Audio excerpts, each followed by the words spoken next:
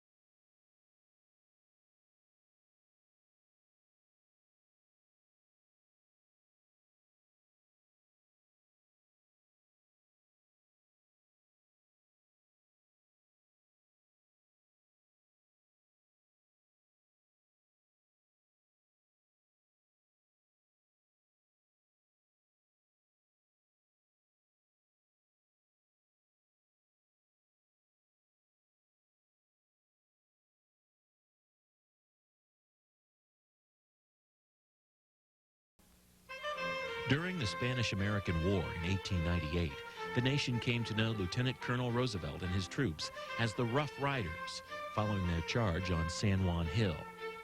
His career also included posts in state and federal government, a position as commissioner of the New York City Police Board and governor of New York State. Roosevelt was chosen as William McKinley's vice president in March of 1901 and served in that position until September 14th, when he was sworn in as president following the assassination of McKinley. He was 42 years old and the youngest man ever to become president when he was sworn into office.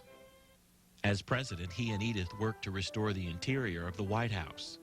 His breakfast consisted of hard-boiled eggs, rolls, and coffee, consumed in such volume that his son Ted Jr. remarked that his cup was, quote, more in the nature of a bathtub. In keeping with his athletic nature, Roosevelt enjoyed an occasional skinny dip in the icy waters of the Potomac during the winter. The press loved to report on the activities of the Roosevelt children, in particular Alice, whom they dubbed Princess Alice. A spirited and irreverent debutante, she once inspired her father to remark, quote, I can do one of two things. I can be president of the United States, or I can control Alice. I cannot possibly do both. Her marriage to Congressman Nicholas Longworth in the East Room of the White House was considered the social event of the year.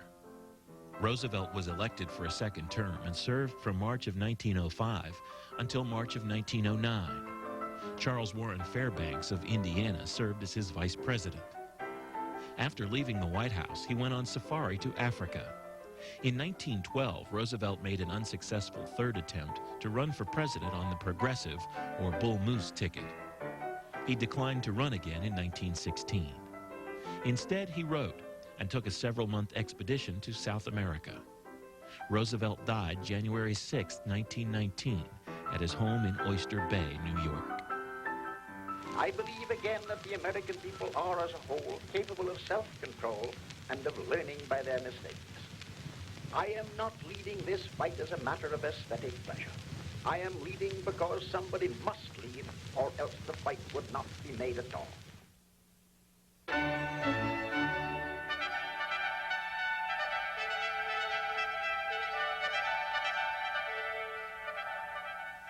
Welcome to Oyster Bay, New York on Long Island Sound, and to Sagamore Hill, the 23-room home built by Theodore Roosevelt, our 26th president.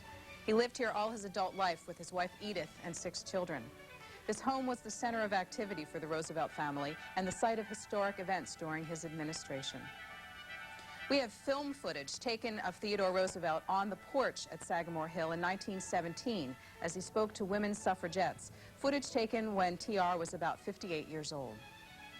Today, the Roosevelt home is run by the National Park Service, and it's open to the public year-round for tours.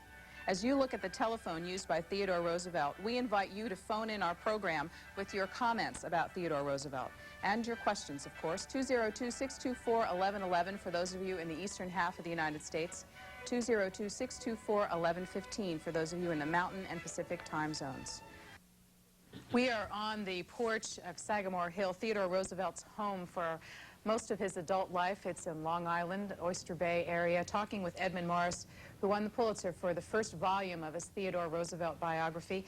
He came to the presidency suddenly at the age of 43 when William McKinley was assassinated. How prepared was he for the job? How prepared was TR? Much better prepared than I was to start writing his life. Oh, he was, well, he'd already decided he wanted to be president in 1905, so he was entirely prepared. I think he was prepared to be president at the age of 22.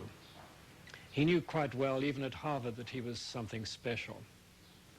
His diaries make plain the fact that he knew that in 100 years' time, scholars were going to be reading them. He knew he was destined for great things. And in 1886, when he was a ranchman out west, he delivered a 4th of July oration to the local cowboys about America and its bigness and the greatness that he could see coming for America in the new century, which the address was so striking and so powerful that the editor of the local newspaper came up to him afterwards and said, "Teddy," he was still Teddy in those days, "if you go on like this, you're going to be president of the United States." And TR was not embarrassed by the remark, nor did he try to evade it. He said, "Yes, I will, and I think I will be a good one." The C-SPAN phone numbers will be on the screen, and the thing that has made our American President Series work is your participation. We'd like to hear your questions or your comments about the life of Theodore Roosevelt. 202-624-1111 for those of you in the eastern half of the United States, 202-624-1115 if you're watching us out west, and we'll go to calls very soon to involve you in the conversation. We've got a bit of videotape which originally from film from 1905 with Theodore Roosevelt in Wilkes-Barre, Pennsylvania. As you watch it, would you talk about him as a campaigner? Did he like going out to the people? Yes, these are very early shots, blurry as they always are. I notice the stance.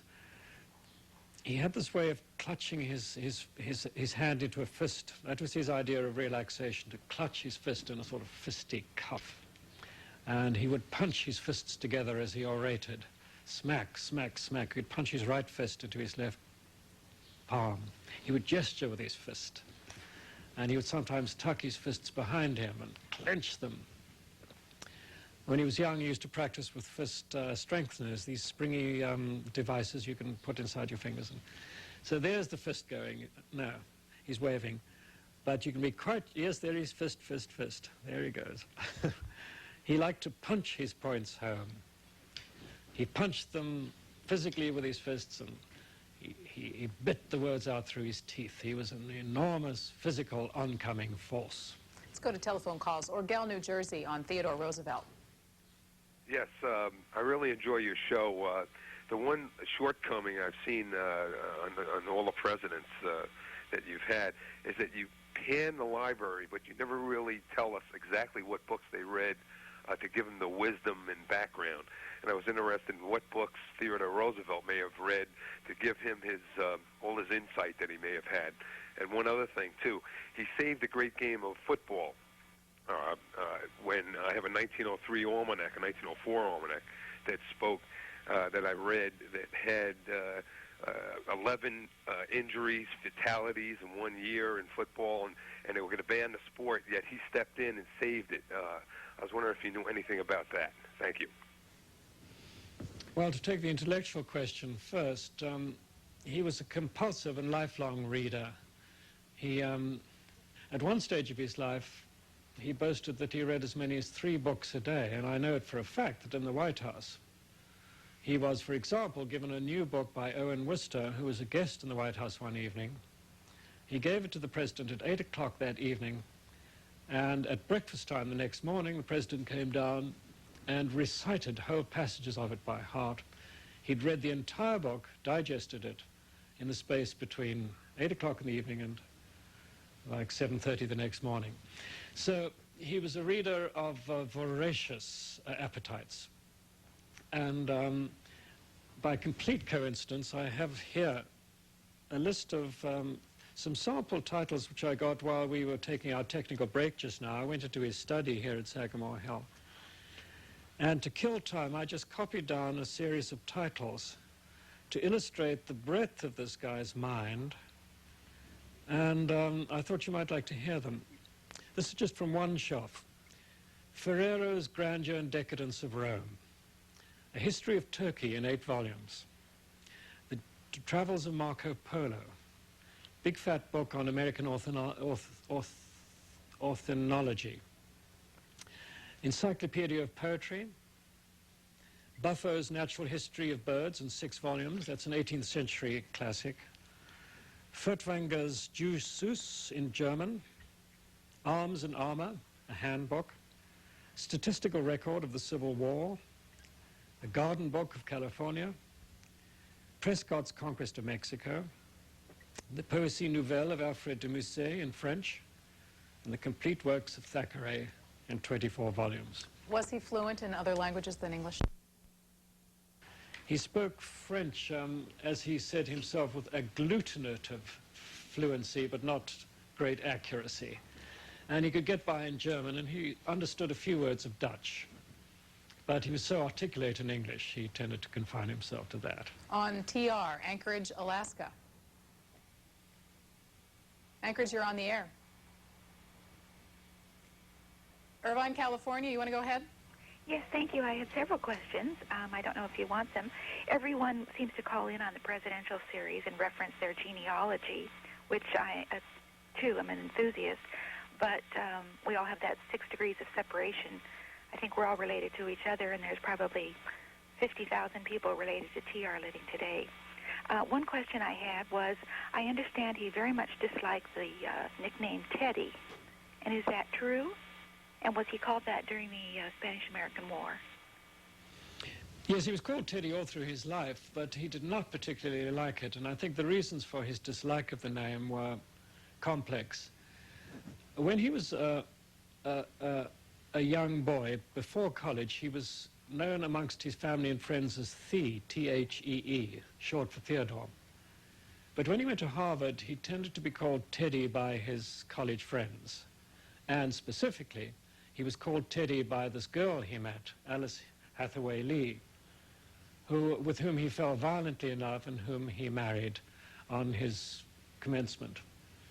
Alice Lee, as you may possibly know, died very tragically as a young mother. She'd just given birth to Alice Lee Longworth, and she died in February of 1884 when she was only 22 years old. So that was the major tragedy of Theodore Roosevelt's life.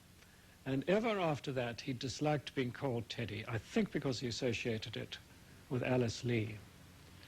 As president, he intensely disliked being called Teddy because he thought it interfered with it impugned the dignity of the presidency.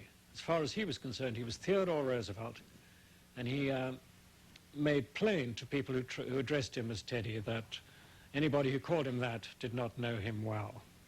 One of the things we want to do today is tell you more about this house, because it is very much descriptive of Theodore Roosevelt's character. Joining us inside as we begin to talk about this place is Amy Verone, who is part of the curator staff here, helping to preserve TR's legacy and life in his artifacts. Why don't we start with the area? At Oyster Bay itself, how important was it to Theodore Roosevelt? Well, I think Oyster Bay was very important to TR. He had started coming here as a child to visit his grandfather and several uncles who had homes here. And just before he married, he decided that he wanted to build a home of his own and to have a place to raise a family. And he chose Oyster Bay. He bought property here in the cove between the home that his Uncle James had and his cousin Emlyn on the other side. And, you know, it meant a lot to him to be surrounded by family. He actually wrote in a letter to Alice Lee, who was a little nervous about living in the wilds of Long Island, that they would not be abandoned. They would be in a community of Roosevelts. And I think that sort of security was important to him. When did he build this house, and what did he have in mind for the actual structure? Well, the house actually was constructed in 1884 and 85, and he and Alice had planned a house that in many ways looked like Alice's ancestral home in Boston, which is a big, what we call Queen Anne style, Victorian, shingle styled. And he wanted rooms with big fireplaces. He wanted a big porch outside so that he could sit and watch the steamboats go across the bay in the water. And he wanted lots of bedrooms in his house, and obviously spaces to work. He has a study here as well as a den on the upper floors. Where are you right now? I am in what's called the North Room, and this room was actually added to the house in 1905, about 20 years after the original house was completed.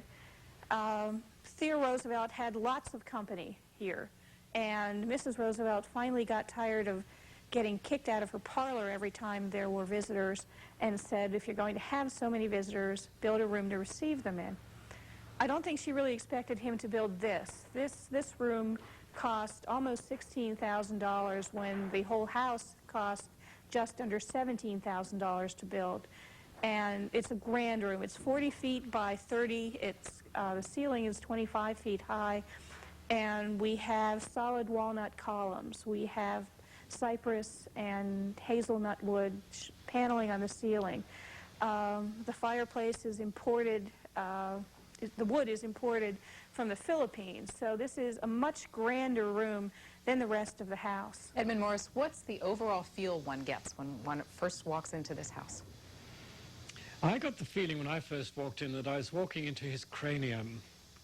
I was walking into his actual skull, because to walk into this dark, oppressively masculine, macho house with its dark walls and its horns, its dead heads all over the place, its bare skins lying on the floor, jaws snarling at you, is to walk into the head of a man who had considerable degree of bloodlust. Bloodlust was regarded as an essential and dignified part of masculinity when Theodore Roosevelt was growing up. So the physical impact of walking into this house is very much to step back into the psyche of men of his class and of his ethos in that long forgotten age. Today it's disturbing to a lot of visitors who come here. They're repulsed by these heads and by these figments of animals lying all over the floor, and they ask, how could a president who's remembered as the first and greatest of our conservationists and preservationists, how could he have killed so many animals with such obvious delight? And it's a question that puzzled me a great deal when I was writing about TR's youth. He lost a lot of his bloodlust as he grew older, but when he was young, it was a disturbingly strong part of his character. And the only explanation that I ever came across that meant anything to me was a couple of lines in the ballad of Reading Gaol by Oscar Wilde. All men kill the thing they love. By all let this be heard. The coward does it with a kiss, the brave man with a sword. Our next telephone call is from Long Island, where we are. Long Island, go ahead, please. Yes, first I just want to thank C-SPAN for this incredible series. If there's any justice out there, you guys will receive a special Emmy for this wonderful series. But what I really find interesting about Teddy Roosevelt is that of all the presidents that have been rated great or near great, he seems to be the only one that really doesn't have a major crisis define his administration. So I've always wanted to wonder, if Teddy Roosevelt was president during the World War I, which was certainly very possible, how he would have reacted and how he might have been remembered by the public today. And also, I just want to know if Mr. Morris feels like I do that his conservation record, and since that he's the first to really bring conservation to the national scene, as being his greatest legacy. And I'll hang up and listen. Well, I do not like to answer speculative questions about what it would have been like if Theodore Roosevelt had been president during World War I, because speculation is speculation, and it's almost always vain. However, there's no question that he would have loved a war. In fact, if he could have had one when he was president, I think his stature now as a great president would be unquestioned, because all our great presidents, when you look back on it, have been presidents associated with wars. Washington, Lincoln, FDR. Theodore Roosevelt's presidency was, ironically, for such a martial man, almost completely peaceful. If he had had a war, I have no doubt whatsoever that he would have been a splendid commander-in-chief, because that was his nature, was to command in battle. He had an intellectual interest and knowledge of military strategy. He would have been superbly equipped to handle a war if we'd had one, but we did not. The second part of your question I've already forgotten. What was it? Conservation. Conservation, yes. Well, there one can talk about actual achievement. Although Theodore Roosevelt was an embryo conservationist right from youth, his very first letter, written at age 10, complains en passant about the cutting down of some trees. He wrote to his mother to say, I am sorry to hear the trees were cut down. He, in the 1890s, formed the Boone and Crockett Club, a club of gentlemen hunters who nevertheless were dedicated to the preservation of the species rather than its destruction. So even before he became president, he was an embryo conservationist. However, it was only in 1903 when he went west to California for the first time and saw the Grand Canyon, which affected him enormously, and then crossed over the Sierras and saw the sequoia groves for the first time. That's when his conservationist instinct dawned. He saw the effects of irrigation on what had been the desert west. He saw the effects of logging on erosion, undisciplined and unrestrained logging. So he came back to Washington after several great conservationist speeches in California in the spring of 1903, determined to bring about the conservation of our national resources, which he indeed did achieve in the course of his presidency by several means. A, by declaring national parks and national monuments at a rate, John Gable will give us the correct statistic later, but I think it was something like 8,000 acres of preservation every day of his presidency. And in 1908, 1909, organizing a governor's conference which made a complete itemization of all our great national threatened resources. And from then on, the science and discipline of conservation became part of our language and part of our political system. Los Angeles. Hello. Good morning. Good morning.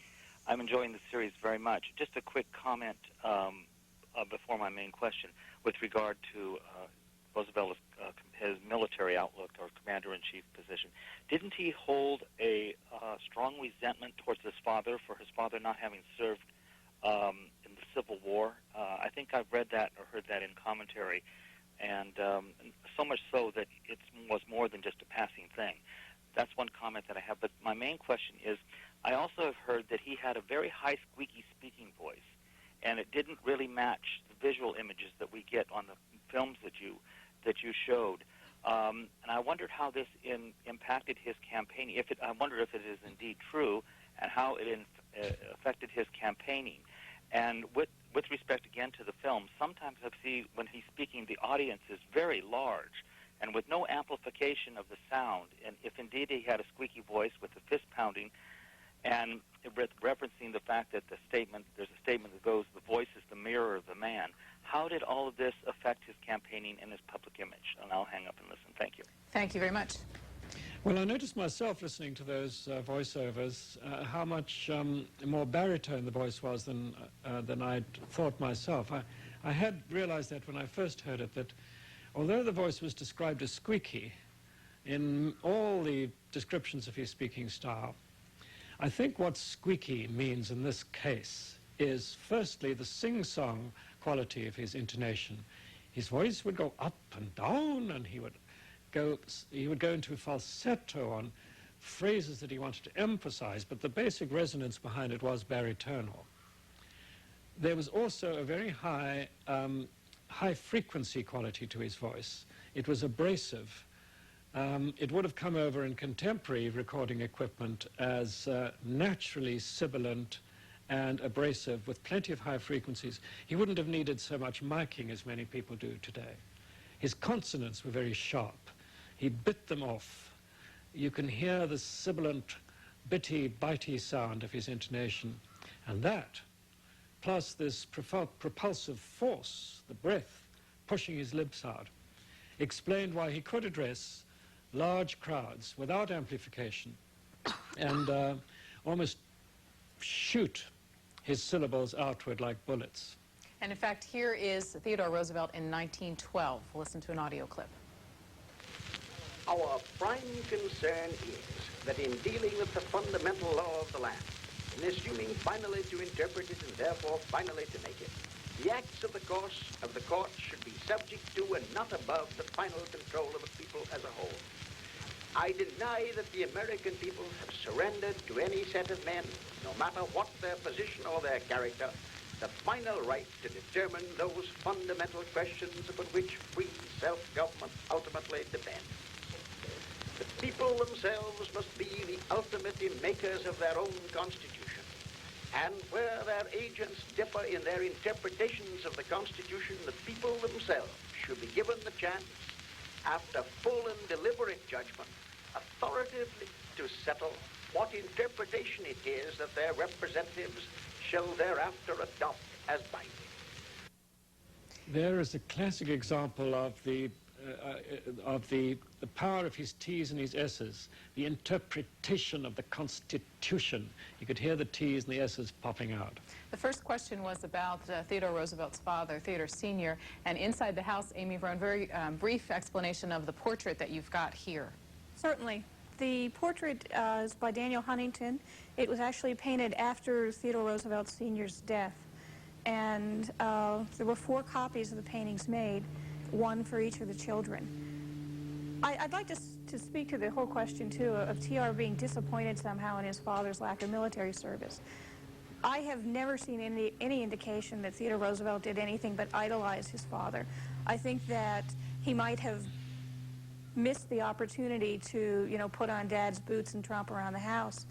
But given the situation in the household, that his mother was a Southerner from Georgia by birth, and that both his mother-in-law and another sister were living in the house, and that 2 of his wife's brothers were actually in the service of the South, I think Theodore Roosevelt Sr. found himself in the situation that it would break his wife's heart, and he was so considerate about her feelings that he determined that he would not put himself in a position of being fired on or firing on her brothers.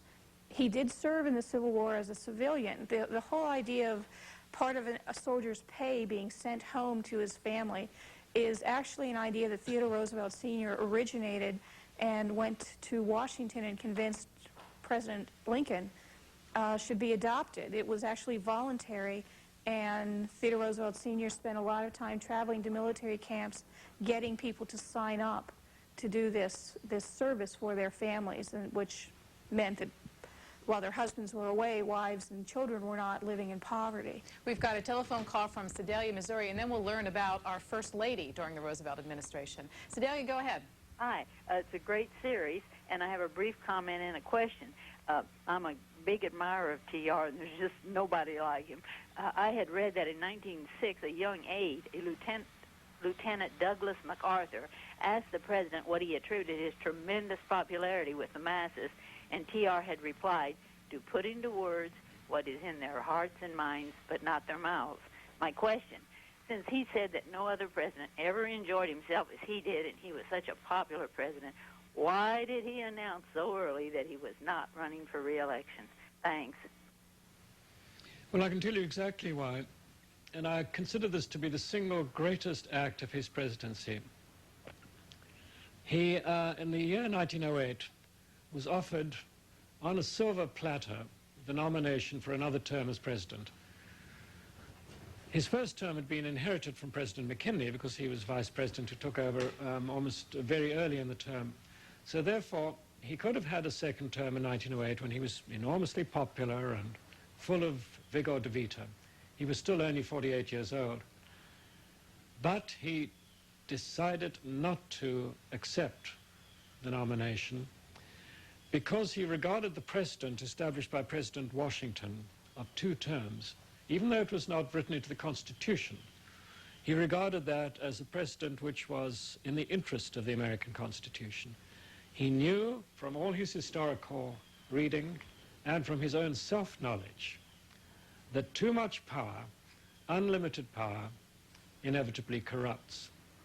And it is the single greatest act of his presidency that when he was in the prime of his life and in the prime of his power, he turned down the opportunity to have 4 more years of it because he believed it to be in the best interest of the American people that the power that they had given him be returned to them to give to somebody else. At the same time that her husband, Edmund Morris, was working on his first volume of Theodore Roosevelt's biography, Sylvia Jukes Morris was completing a biography of our First Lady, Edith Roosevelt. She joins us now in Edith's parlor, the one room in the house that's described as a feminine touch, to talk about our First Lady during the Roosevelt administration. Sylvia Morris, contrast Kermit Roosevelt with her personality with the ebullient style we've learned about T.R. Well, if T.R. was something of a hurricane, I think that Edith provided the still center of the storm that always went around her. And he needed that. He needed somebody who was an anchor, somebody who was a supporter.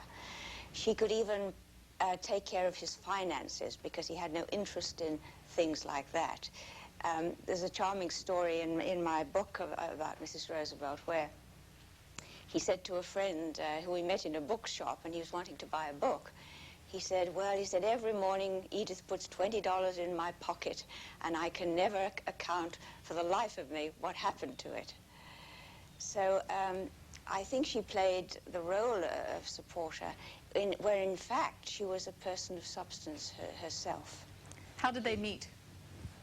They grew up together, as a matter of fact, and in fact they were educated together. She lived nearby their house on 20th Street, and Mrs. Roosevelt invited little Edith Carew to join the other children to be with their nurses and with their tutors. And so from very, very early days, when she was 4 years old, she grew up, and she always expected to marry Theodore Roosevelt. But when he went to Harvard and he was dazzled by this glorious blonde creature, Alice Hathaway Lee, Edith was passed over because apparently they had some sort of quarrel at some point, and nobody knows exactly the nature of it. But it was probably something to do with her family becoming impoverished sometime during her teenage years. And there was some disapproval in the family that he would be marrying into a genteel family, but a family without resources. But nobody really knows the reason for it. They were both very highly strung. They were both strongly opinionated. And there was a parting of the ways when he was at Harvard. And he married the other girl. But it's said that at the wedding breakfast afterwards, Edith was seen to be dancing the soles off her shoes. But I always thought that that was more in frustration than in celebration. We'll take a telephone call. All three of our guests are here to answer your questions about the Roosevelts. Cambridge City, Indiana. Good morning. Thank you for C-SPAN. It's a great series. I got three fast questions, and then I'll get off the air. Mr. Morris, my questions are, when Colonel Roosevelt created the Rough Riders, were there men from other walks of life beside cowboys and Ivy League students? And why were they denied horses at the last minute before they went to Cuba? My second question, can you say something about Colonel Roosevelt's Holland and Holland 500 450 hunting rifle? I have a movie called In the Blood that showed some of TR's descendants and admirers firing this rifle in Africa.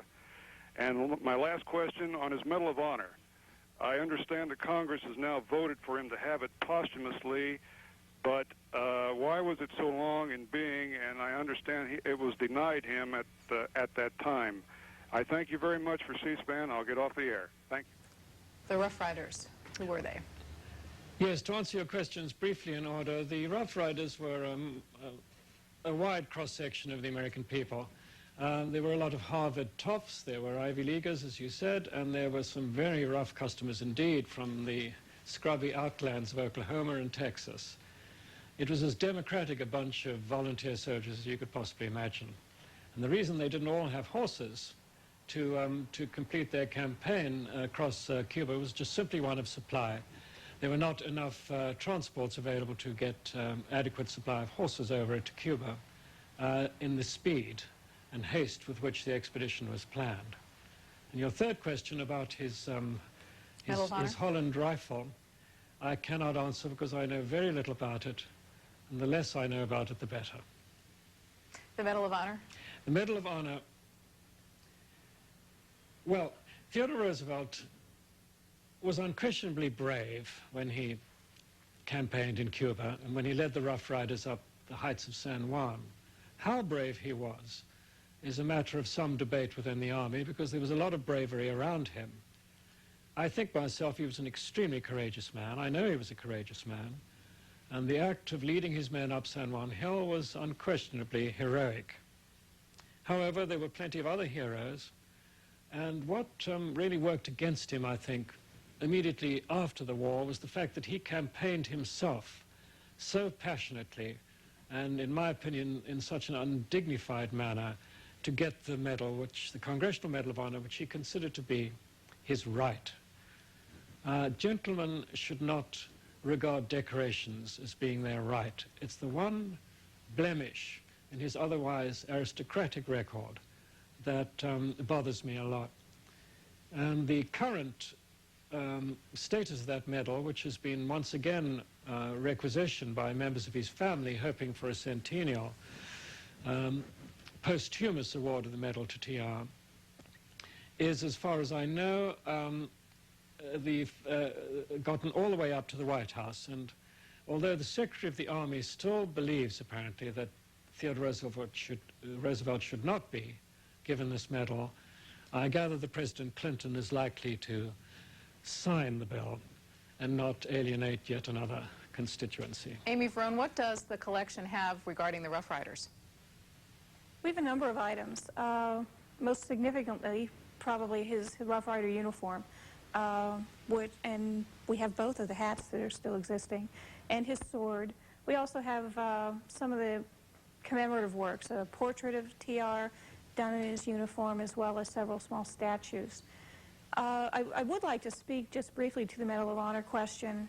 One of the other reasons that Theodore Roosevelt wasn't awarded the Medal of Honor is that he did, in fact, provide some embarrassment to the Secretary of War and to the higher-ranked Army officers, because he wrote a letter and released it to the newspaper pointing out that the troops in Cuba were actually getting sick, that they had been there long enough that they were going into malaria season, and that it was time to pull them out, and they needed to get out before more troops got sick. And actually several officers came to TR because he was a volunteer and because he was very prominent. He'd been the Assistant Secretary of the Navy, and that he used his name to basically help hasten the evacuation of the men before they did get sicker and before more of them died. And the upper brass and the Army did not care for that. That's a large part of the reason that he didn't get the medal in 1898. New London, Pennsylvania. Good morning. Thank you for C-SPAN. I have a couple questions. What was TR's views on Franklin, and if he had lived long enough, how would he rate Franklin's presidency, and if Mr. Roosevelt would have ran for a third term, would he have run this country into the depression that the other presidents had? Sylvia Jukes-Morris, what is the relationship, the family relationship between FDR and TR? They were fifth cousins. They're the Oyster Bay Roosevelts and the Hyde Park Roosevelts. And of course they merged in the marriage of TR's brother, Elliot, when his wife, Anna Hall, gave birth to Eleanor. So the two families in that regard merged at that point. And TR, in fact, gave Eleanor Roosevelt away at her own wedding. FDR's reputation in the family, that he was something of a feather duster, to quote one of the members of the family, that he was a lightweight. And I think maybe he deliberately gave that impression. But he, in fact, so admired his cousin Theodore, that he modeled his own career on it and tried to have many of the same jobs that his cousin had had. Edmund Morris, are there similarities in their political philosophies, or are they different? Oh, they were both patricians. They both had liberal instincts in youth. In fact, through most of TR's life, his basic instincts were liberal, but he became more conservative as he got older, simply because he believed in the superiority of his own class. But he was a much more cerebral person than FDR. FDR was a gut politician. Theodore Roosevelt thought things out much more logically and intellectually than FDR did. They both cultivated charm to an extraordinary degree. They both had charm, it just sopped out of their pores. And they both realized how powerful charm was on the hustings, and they used their charm for political ends. FDR was a much more devious person than Theodore, and I do not think Theodore, if he'd lived, would have liked him at all. Galax, Virginia, on TR. Good yes, good morning. How are you this morning? We're doing fine. Thanks for your call. I was wanting to ask about the new nationalism of Theodore Roosevelt versus the new freedom of Woodrow Wilson in the election of 1912, and how that election is still being felt today, the reverberations of it, and particularly how it impacted the New Deal. I'll hang up. Thank you. Is it possible to switch over to John Gable, or is he not wired up yet? He's not wired yet. Because John Gable, who's going to be on this program later, is the world's expert on the progressive years. He's written a marvelous book on the subject, and he's much better equipped to answer that than me. Why don't we hold it? We'll make sure that we ask him a little more detail about, especially about the roots for the New Deal. Houston, Texas, your question on Theodore Roosevelt. Thank you very much, Susan. Let me clear this up first. I'm not a moderate. I'm not a Democrat. I'm not a Republican. Not a Libertarian. Not a Whig. Not a states' writer. Not a Union Party. Socialist. Prohibition Party, National Republican, Southern Democrat, not an anti-Masonic, nor am I an anti-Jacksonian, or even an anti-Federalist, or even a Federalist. Not a Democratic Republican, not a Constitutional Unionist, not in the Taxpayers Union, although I was tricked to sign a petition for him. Not in the National Law Party. So what's your point? What's your point with all this? 5 more seconds. Farmer Labor Party, Free Soil, or American Independent, as good as it sounds.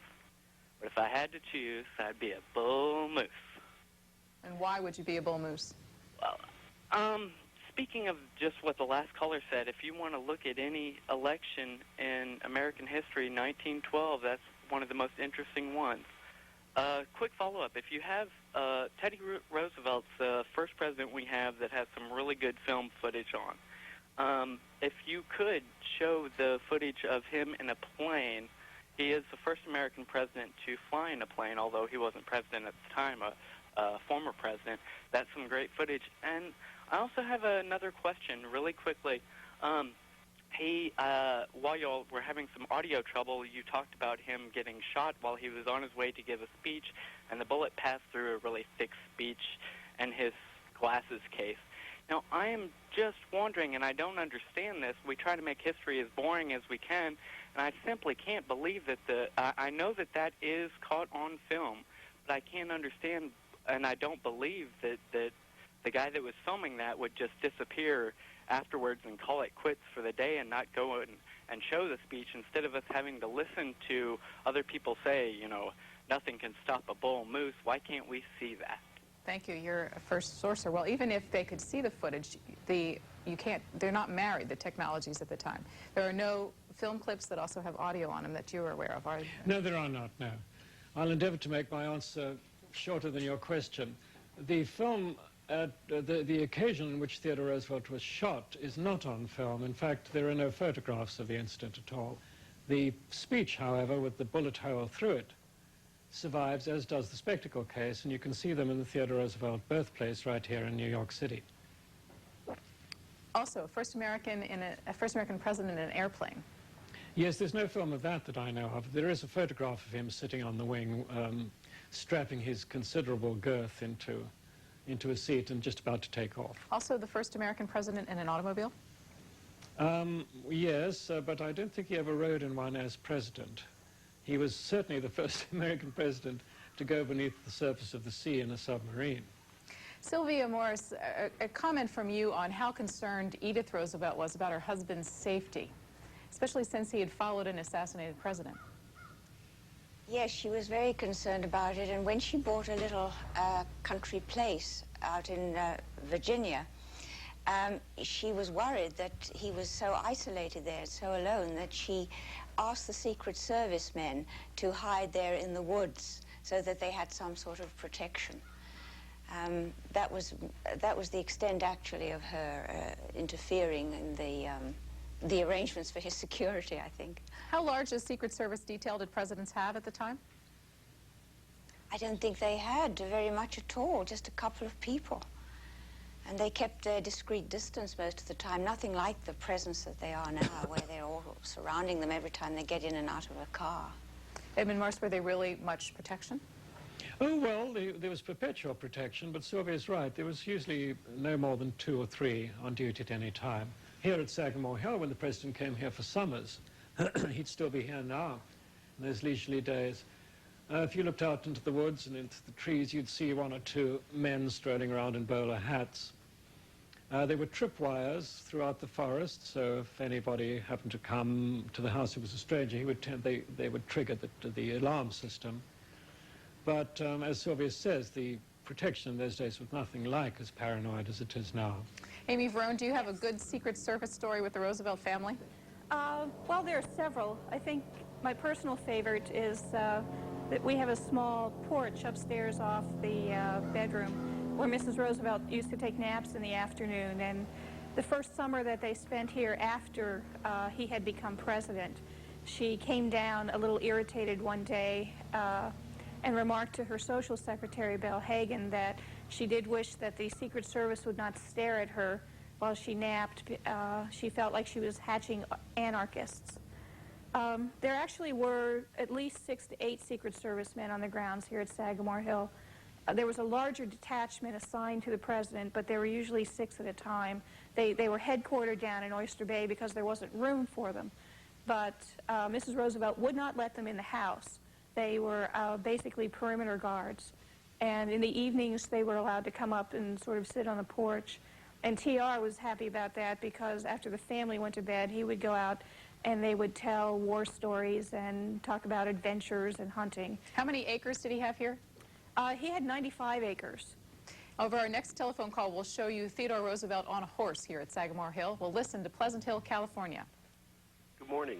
I have a comment and a question for Edmund Morris. Mr. Morris, I'm so glad when I saw this morning that you were going to be the guest, and I think you're one of the most perceptive biographers I've read. I hope you'll be back for Ronald Reagan as well. My question is about Winston Churchill and Roosevelt. I believe they had dinner together in 1900, right before he became vice president. And I see so many similarities. They're interested in historical writing. They both bolted from their political parties, and they seem so similar in a lot of ways. I wonder if you know anything about what they thought of each other. Thank you. I don't know what Churchill thought of TR, but I do know that, that TR was not impressed with Churchill. He didn't like him at all. And the reason, curiously enough, was the fact that he considered Churchill to be ungentlemanly. He noticed that Churchill, for example, did not get out of his chair when women came into the room, and in Theodore Roosevelt's code of etiquette, that was a definite no-no. It was also a clash of prima donnas. They both had to be the biggest man in the room and the most heroic of soldiers, so inevitably when men like that come together, there's going to be sparks flying. Alexandria, Virginia. Good morning. Good morning. I've been enjoying your series, particularly the little comments about how some of the presidential families are related to other presidential families. James Madison and Zachary Taylor had the same great-grandmother. Martin Van Buren's son married Dolly Madison's niece, and so on. My question is, during your Van Buren show, someone mentioned that Van Buren and Theodore and Franklin Roosevelt had a mutual ancestor. And I wondered if you might know who that ancestor was, what the name was, and what the relationship was. Thank you. His name, I believe, was Adam, but beyond that, I can't help you. And where's the connection? Do you know anything, any more detail at all? No, Adam and Eve is the only one I can think of. I missed your joke. I'm sorry we can't supply more information. Sylvia Jukes-Morris, do you know anything about the common ancestor? No, I don't. But Unless you it's obviously back to the Dutch. I suppose it could. You obviously are much more akin to Edmund Morris's sense of humor more quickly than I. John Gable may know. He knows quite a lot about genealogy. Let's listen into Anchorage, Alaska, our next call. Yes, Mr. Morris, I was wondering if, after reading The Winning of the West, if you were struck by how much was revealed in the future policies of the president. Well, yes, I don't know about the policies so much as certainly the future character of the president, the expansionist, the empire builder, the blower down of frontiers, the desire to expand, to develop, to explore, all these characteristics which came out so strongly in the Winning of the West certainly foreshadowed his future presidency. Why was he interested in the West? Well, the West, it was a physical identity, I think. He discovered the West as a young and rather sickly young New York State Assemblyman. He went out on a hunting trip to North Dakota, which in those days was simply called Dakota, and pursued a buffalo, one of the last buffaloes in the plains, and shot it, and discovered that he loved the physical life out there. He felt that to live out there and to ranch cattle would perhaps build his body up. And for several strenuous years he did that. He lived and worked with professional cowboys, built up his body to a degree that he was almost unrecognizable when he came back. And ever after that, associated the West with the essence of the American pioneer soul. In fact, he once said, if it hadn't been for my years in Dakota, I never would have become President of the United States. Pensacola, Florida, on Theodore Roosevelt. Good morning. I have two questions from Mr. Morris. The first one is Theodore Roosevelt's greatest accomplishment as president, and what was his greatest failure. And the second one involves his four sons. They have military records. One of them killed in World War I. What inspired them to their military careers? Was it their father's bloodlust or service to country? Thanks. Edmund, will you take the first, and Sylvia Morris the second question? Yeah, she's more qualified to do that. On the first, his accomplishments and failures as president. Historically speaking, I think there's no doubt that his greatest achievement as president was the enunciation of the doctrine of conservation, which has become an essential part of our political life. He literally saved the American environment. I don't think that's too strong a statement. He sanctified and enormously expanded our sacrosanct system of national parks and national monuments, national forests and national wetlands. He made the word conservation part of our consciousness, and for that he should always be remembered as a great man. I think his single greatest failure as president was a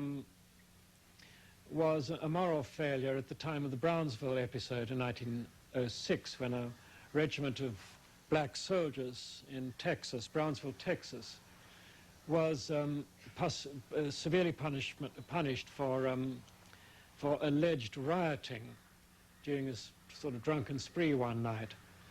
And he stripped them all of their, gave them all dishonorable discharges with his presidential authority. And that is without question an example of rush to judgment, of capitulating to racist sentiments in the South to keep his Southern constituency, and that's something that does not look good in historical record and has never been adequately excused.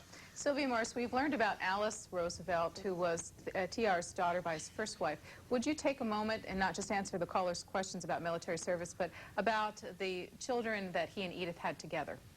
Yes, I would like to say one thing about that question, that I think that Edith was as responsible as Theodore was for the dutiful way in which their sons went to war. She said that you can't bring up boys to be eagles and expect them to turn out sparrows. As for, what was your question? How many children did they have together? Would you walk us through the names? Yes, sorry. Of course, Alice Lee was Alice Lee's daughter, but Edith insisted on raising her as though she were her own, even though TR had sort of offhandedly given her away to his sister in the earlier years. But then they had 5 children together. The first was the boy named after his father, Theodore. The second was Kermit, an entirely different character, extremely introspective and clever like his mother. The third was a girl, Ethel, who was called Elephant Johnny because she had such sturdy little legs. The fourth was Archie, who was the most beautiful of the children, but also somewhat less gifted intellectually. And the fifth was Quentin. He was the one who was killed in World War I as a pilot flying over France. And he was the most brilliant of the children, the most like his father, and the most personable, the most charming. And as TR said at the time that Quentin was killed at the age of, I think it was 19, he said that mother will carry the wound green to her grave. And did she? And she did. And Amy Verone, do you see evidences of her affection for Quentin around the house? Oh, there's no question about that. If you go to the master bedroom or mother's room, she kept pictures of Quentin, probably 3 and 4 and 5 of them, beside her bed through her life. Both pictures of him as a baby and also pictures of him in his military uniform. One of the things that we found sort of heartbreaking several years ago, we did an inventory of all the books in the house and physically took them down, checked their condition, wrote down some information about them.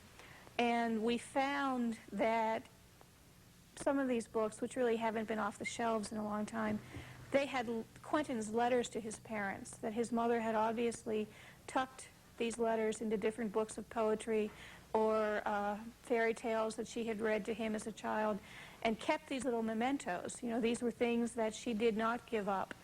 And that was sort of poignant for us to find them. So we have those in our archives now. We made notes of where they were found, and it's very telling, I think. Sylvia Morris, how many of the Roosevelt children matured to adulthood? They all did. She did have one miscarriage, and then she had another one while she was in the White House, actually, so there were 2 miscarriages. Other than Quentin? Other than Quentin, the other children served in the Second World War, Kermit, Theodore, and Archie. Theodore was the most decorated soldier, but it was kept very quiet because FDR was afraid that he might be kidnapped because of his name, Roosevelt. Kermit ended up in Alaska and had a serious drinking problem. But Archie was wounded in the same arm and the same leg in the First World War and the Second World War. So they were all extremely dutiful soldiers. Can I tell a story about Archie Roosevelt and my wife? I can't resist it. When she started researching her book on Theodore Roosevelt, she arranged, on Edith Roosevelt, she arranged an interview with Archie Roosevelt, who was then in his 80s and was a very curmudgeonly old soldier living in Hobe Sound in Florida. And I went down there with her. Old man who's still got shrapnel in his body from 2 world wars, hair sticking out at all angles, looking very fierce and blue-eyed and eagle-like. And while I was setting up the tape recorder, Sylvia, to get things going, said in her pellucid English voice, "Mr. Roosevelt, your parents in their correspondence describe you as a boy as being a Georgia cracker. What does Georgia cracker mean?"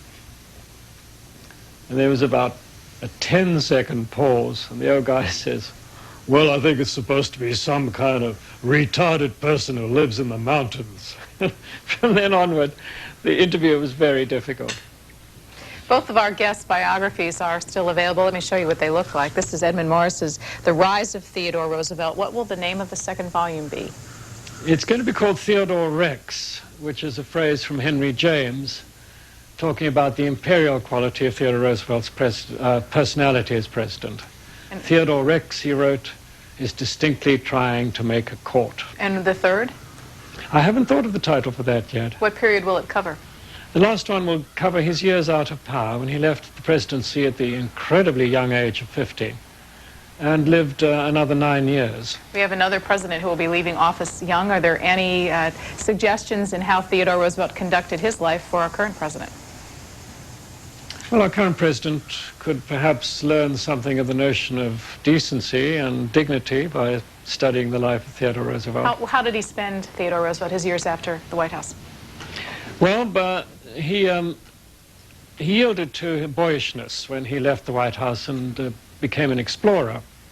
Went to East Africa on an expedition financed by the American Museum of Natural History and the Smithsonian, and came back after about a year away with boatloads of specimens for both our museums.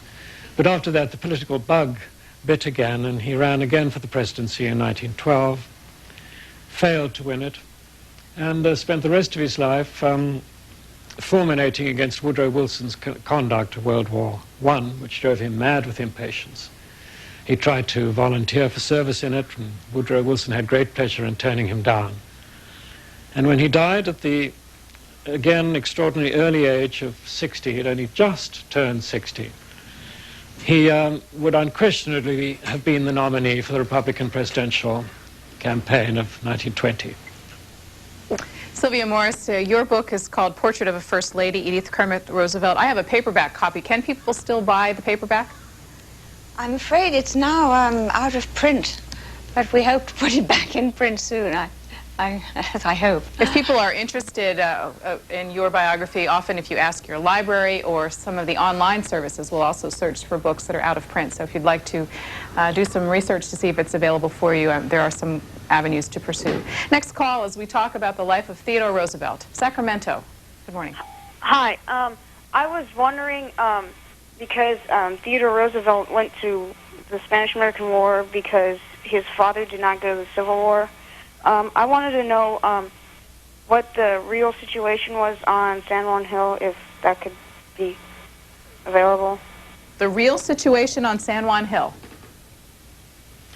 Well, in the first place, I challenge what you said about him going to the Spanish-American War because his father did not go to the Civil War. That question has already been covered and answered quite correctly, I think, by Amy. We shouldn't draw inferences. He went to war because he believed very strongly that the presence of Spain in Cuba was the last outpost of European imperialism in our hemisphere. He believed that the Cuban people wanted to get rid of that influence and be free and independent, so he went to war to bring about that right.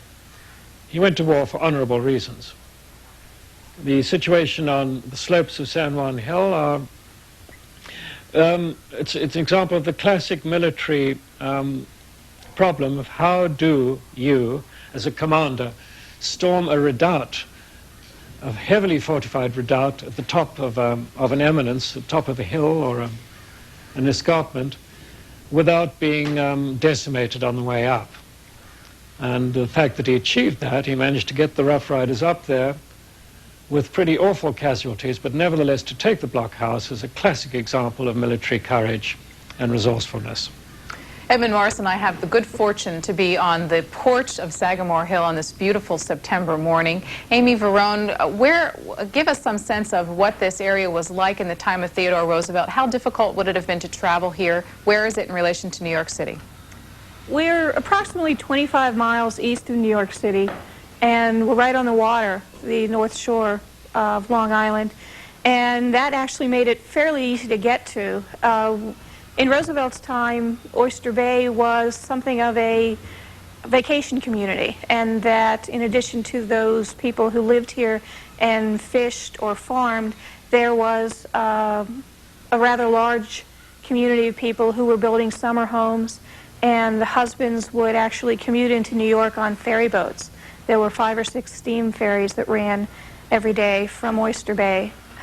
When Roosevelt actually came to this property, it was clear there were no trees on it because it was a wheat field, and most of the peninsula out here was actually farmland. And so there are postcards from Oyster Bay in the 1880s and 90s where you're looking across the water to the hill and you can see the house clearly because there's nothing growing up around it.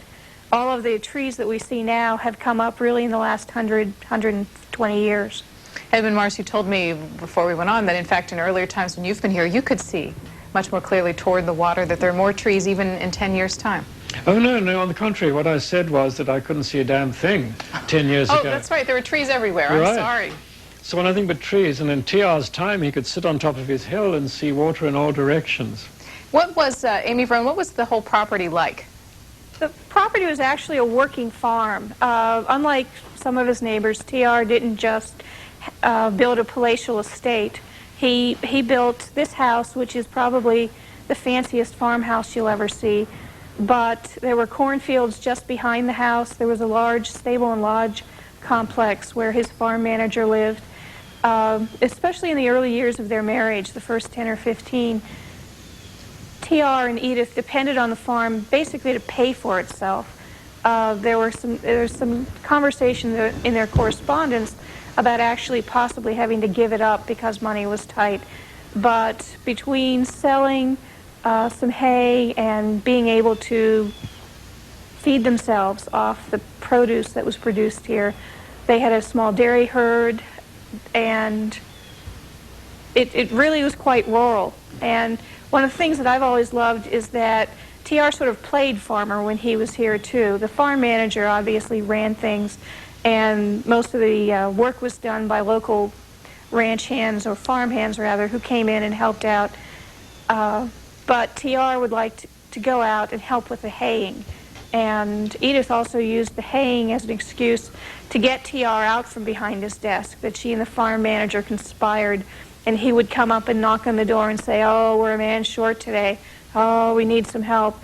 And TR would say, "Okay," and put on his big floppy hat and go down to the field and work beside the farm hands. And his valet, James Amos, observed that whenever TR did that, he insisted on being paid the day wage also. The Woodlands, Texas. You're next. Yes, good morning.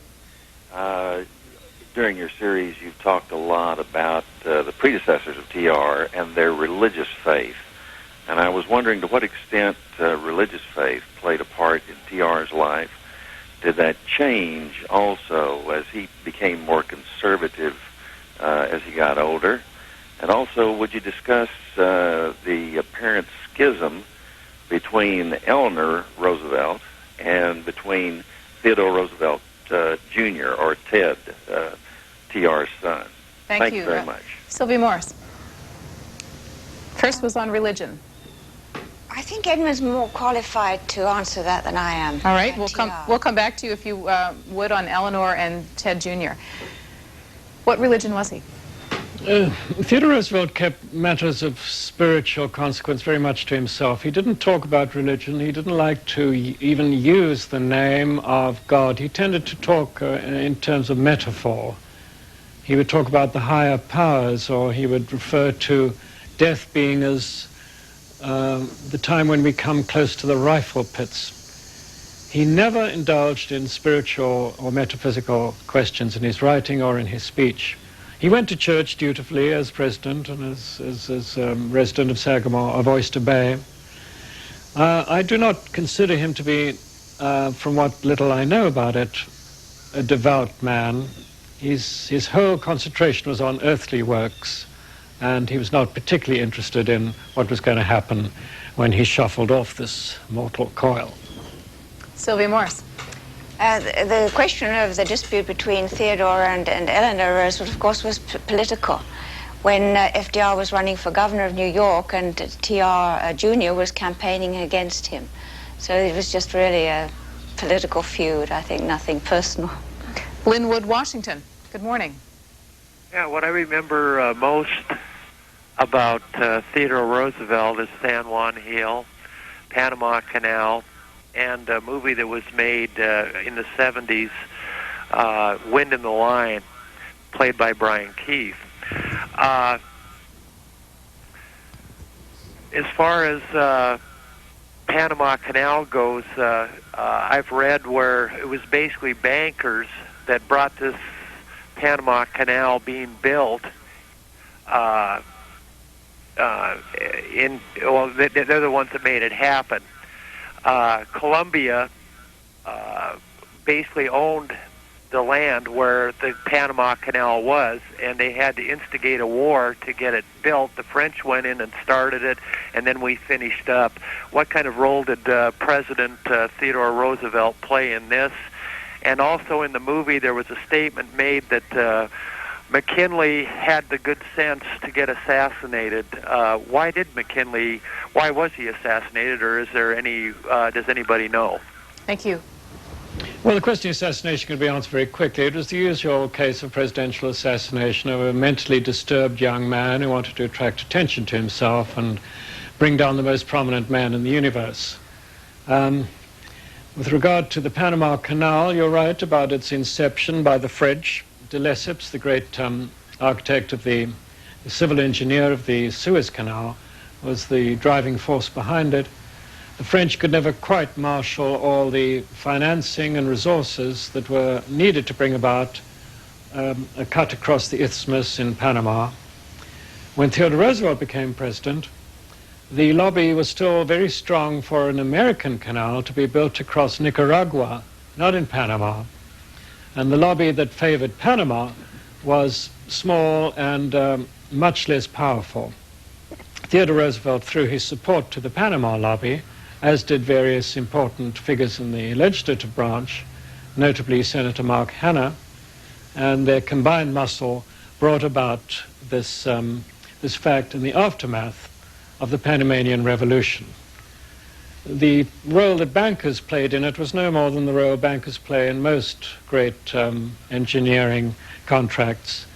There was a very active lobbyist from the firm of Sullivan and Cromwell in New York, and but he was really just an intermediary with Bruno Varia, the great French civil engineer, in the execution of this this initial Panama Canal contract, which was finally brought about by act of Congress under President Theodore Roosevelt. The Panama Canal has an important transition ahead of it in January. Is that something that Theodore Roosevelt would have been comfortable with, or is it putting the problems into someone else's future? I remember a joke at the time of Jimmy Carter's presidency when Carter was about to sign the canal away, about the ghost of Theodore Roosevelt coming back to the White House and haunting the place and drifting into the Oval Office, and found Jimmy Carter sitting at his desk. Asked him what was going on, and Carter said, "Well, not too good, Mr. President. The Russians have invaded Afghanistan." And Roosevelt said, "But you're sending in the entire United States military, right?" And Carter said, no, but I've brought back some athletes from Moscow. And he said, we also have trouble. And he went on about the troubles of his presidency. And TR finally, in disgust, said, I suppose the next thing you're going to tell me is you're giving away the Panama Canal. St. Paul, Minnesota. Good morning. I had a question about the 1902 renovation of the White House and Theodore Roosevelt's involvement on the saving of the White House, because there was talk of getting rid of the White House or tearing it down and rebuilding a new one, and Roosevelt insisted that the White House be saved and totally renovated and fixed up and moved the offices outside of the White House. Could you elaborate more on that 1902 renovation? Thank you. Sylvia Morris. Yes, it's true that they were responsible for the first great renovation of the White House, and it really is pretty much as you see it today. They built the famous colonnade that now the president walks across from the residence to the Oval Office. They took down some very unsightly greenhouses, which were an appendage, which were not meant to be there originally. TR built a tennis court right outside his door at the Oval Office so he could have a quick game of tennis in the midday.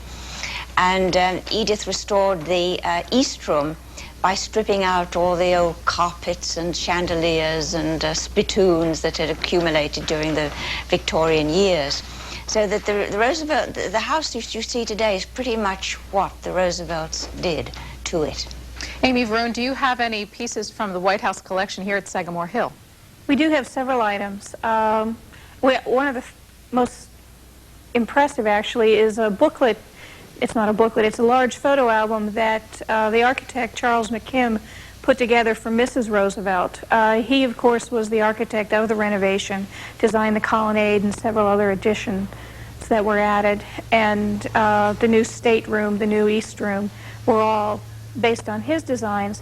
But he put together a photo album that documented the project and shows both the house as it was before he went to work and then the house as it was afterwards.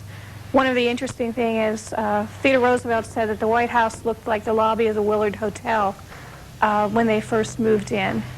And he was very determined to make it a presentable, classical-looking structure. And yet he also wanted to make his own impression. One of my favorite stories about the renovation project is the fireplace in the state dining room. McKim insisted on putting classical lion's heads on the fireplace, and TR objected to them because, of course, the lion was the symbol of Britain, and he felt it was inappropriate.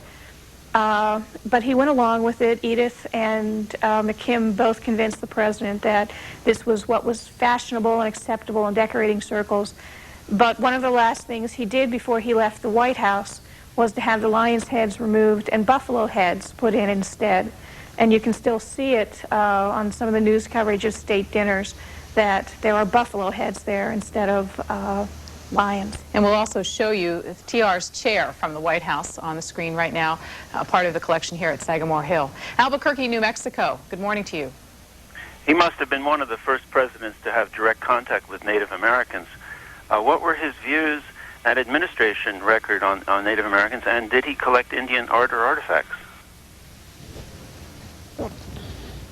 I'm not aware of his collecting. Maybe Amy knows something about that.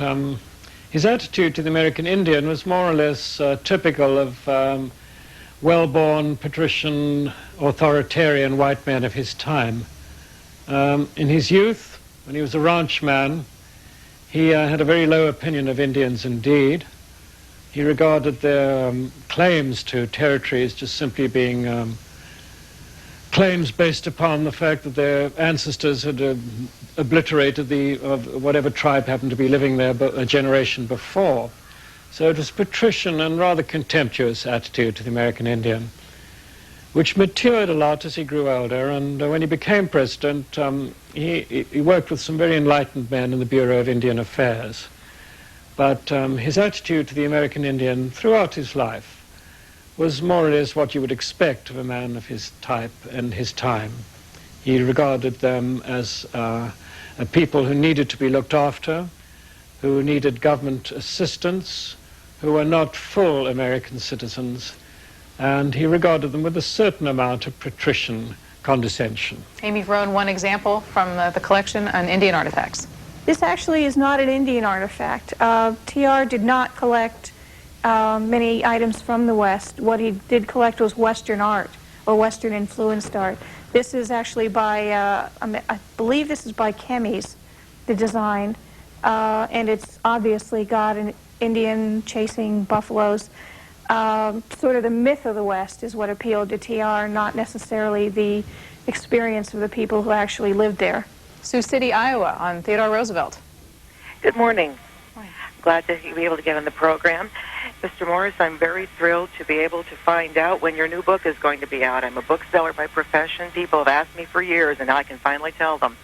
My question concerns the family relationships in the Roosevelt family. I have read quite a bit about them. I have read both your book and your wife's and enjoyed them greatly.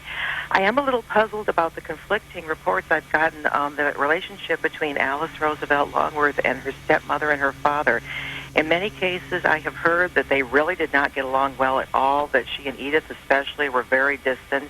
And then I've also read that actually they got along better than she and her father did, and she was close to her stepsisters and or half-brothers and sister, and the other places that she did not get along with them either. I just was wondering if you could clarify this for me. I'll get off the phone and listen. Thank you.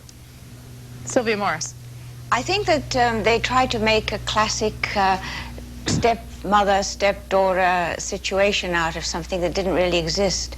I think Edith was extremely solicitous of Alice as a child.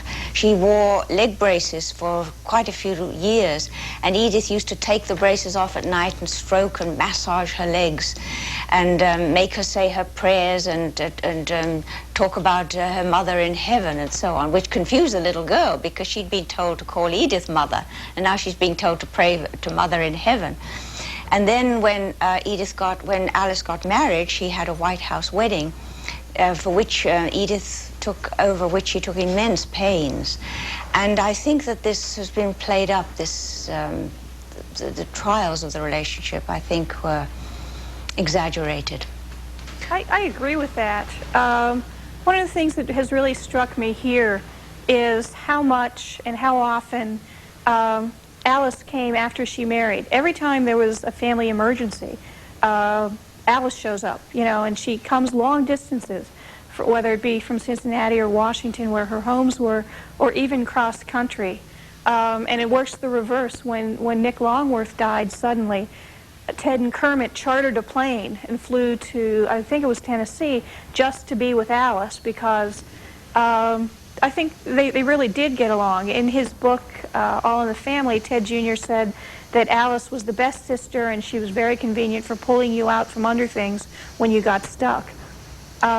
Even Ethel, in a memoir I was reading that was published in a magazine in the 80s, talked about what a great sister Alice was and how there was about 8 years difference between them in age, and how she would come out of school when she was 10 or 11, and here is her older sister, who's a young woman about town, and she would be waiting in her little red roadster and pick her up after school, and before they went home, they would drive around Washington and stop and go shopping. I think Alice is very much known, actually, for saying necessarily that they didn't get on, but I think Alice was not interested in sharing her personal feelings with the public, even if the public was interested in knowing them. And I think that she could be probably deliberately misleading and happy to mislead people. Sylvia Morris, there's a Longworth building that the House of Representatives uses. Is it the same Nick Longworth? Yes, that was her husband who's Speaker of the House. And unfortunately, I think some of the problem with Alice was that Nick Longworth was not very faithful to her, and she in turn not faithful to him. And in fact, on the night before their supposed daughter's wedding, Alice is said to have told the daughter that Nick Longworth actually was not her father. Martinez, California. Yes, Martinez. Thank you. Doug Brand. Go ahead. Yes, for Mr. Morris. I was a little bit confused. When I first turned the TV on, I believe you said that the president's, I'm not sure if we're parsing here, not his greatest accomplishment was not taking a third term. when it appeared that he could obviously win. And later on, you mentioned his accomplishments in the environment. Which do you believe of those two were his biggest accomplishments? Yes, you're quite right. I think I did at separate times say both of them were his greatest accomplishment. Let's put it this way. The decision not to run for president in 1908 was his greatest moral accomplishment, and his backing of the conservation movement was his greatest practical and political accomplishment. How about that? Atlanta, good morning. Good morning. I enjoy the show. My question is, what was TR's relationship with Booker T. Washington? Thank you.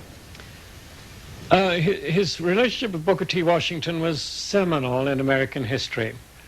He, as I'm sure you know, was the first president ever to entertain a black man informally, which is to say socially, at his own table in the White House. An act of political courage given the prejudices of the time, which was extraordinary and which got him in a lot of political hot water. He regarded Booker T. Washington as a black American of the very finest sort, in the sense that Washington came up from slavery, to use the title of Washington's own magnificent autobiography, and he admired him profoundly for that. The fact that this man had built himself up, had created an institution, the Tuskegee Institution in Alabama, which was equal to any of its kind in the United States. A man who espoused the notion of independent dignity for Negroes, as they then called themselves, and a man who, throughout his difficult and traumatic life, had carried with him a dignity which Theodore Roosevelt once epitomized as the aristocracy of worth. The aristocracy of worth being, in his opinion, far more estimable than the aristocracy of blood. Monterey, California. Yes, my question is on his role as the police commissioner of New York City. There was a novel a couple of years ago called The Alienist, and it portrays him as a man who'd really tried to modernize the police force in terms of what police force would think of nowadays. And I'd like your comment on, did he really try to modernize the police force? We really know that he, went out and tried to make sure men weren't sleeping on duty and that sort of thing. Also, I'd like to know about, did his son Kermit commit suicide? I read that in another biography, and just want to know if you have any details on that. Thank you. Edmund Morris's first volume, The Rise of Theodore Roosevelt, has a number of chapters really giving great color to his years as a police commissioner. Would you talk a little bit more about it? Well, I'll answer very briefly the question about the police commissioner, and my wife will tell you about the suicide attempt, the suicide of Kermit. Yes, he tried to modernize the police force in several ways which may strike us as comical now. For example, he conceived of the notion of bicycle cops. The bicycle was a new innovation in the 1890s, and he noticed that traffic cops could operate much more efficiently if they were on bicycles than on cumbersome horses. He indeed patrolled the streets late at night to catch cops sleeping on duty. He vigorously enforced the temperance laws of the time, and he was a very dynamic and forceful commissioner. You also talk about his use of the media, the press, during his years as police commissioner. Exactly, yes. He was extremely adept at cultivating reporters and ingratiating himself with them and giving them the impression that they were participating in affairs of state, which reporters love, and consequently he got their devotion. Who was the mayor of New York at the time? Mayor Strong was the name, comical name since he was a very weak mayor. But. And how did the other New York officials feel about their police commissioner? Well, I know his fellow police commissioners, there were 3 others. He was not the only police commissioner. In those days you had a board of 4. Were somewhat disconcerted by him. He had one ally on the board, but the others thought that he was too much of a prima donna by half. And where did that fall in his public service career? Can you walk us through his various levels of public service? Yes, it was one of a series of jobs that he had. He was at first a New York State assemblyman for three seasons, returned 3 times to office. Then he became Civil Service Commissioner of the United States, and I think he was in that job for 6 years. And he became Police Commissioner of New York City, Assistant Secretary of the Navy, Colonel of the Rough Riders, Governor of New York, state, and finally president. And vice president in between. And vice president in between. The question of Sir Kermit's suicide. Yes. Sylvia Morris? Yes, well, Kermit was the most sensitive of the children, the most intellectual probably, and with a poetic sensibility. They often said if you ever saw Kermit, he used to have one arm around his mother's waist. They were very in tune, these two. They loved antiques. Edith used to say that Kermit was a born snooper. He had an absolute genius for selecting the right gift for everybody. But unfortunately, he had the family disease, which was alcoholism, which T.R.'s brother had and had died of. And he could not control this, and he thought when the Second World War came up, although he was in his 40s, he was determined to go to war. First of all, he went with the British Army, and then with the American, ended up in Alaska, where they were soon flying out cases of liquor. And I think he saw that there was no future for him, that he'd come to the end of things. He said when his father died, he wrote his mother a letter and said, "You will know how the bottom has fallen out for me."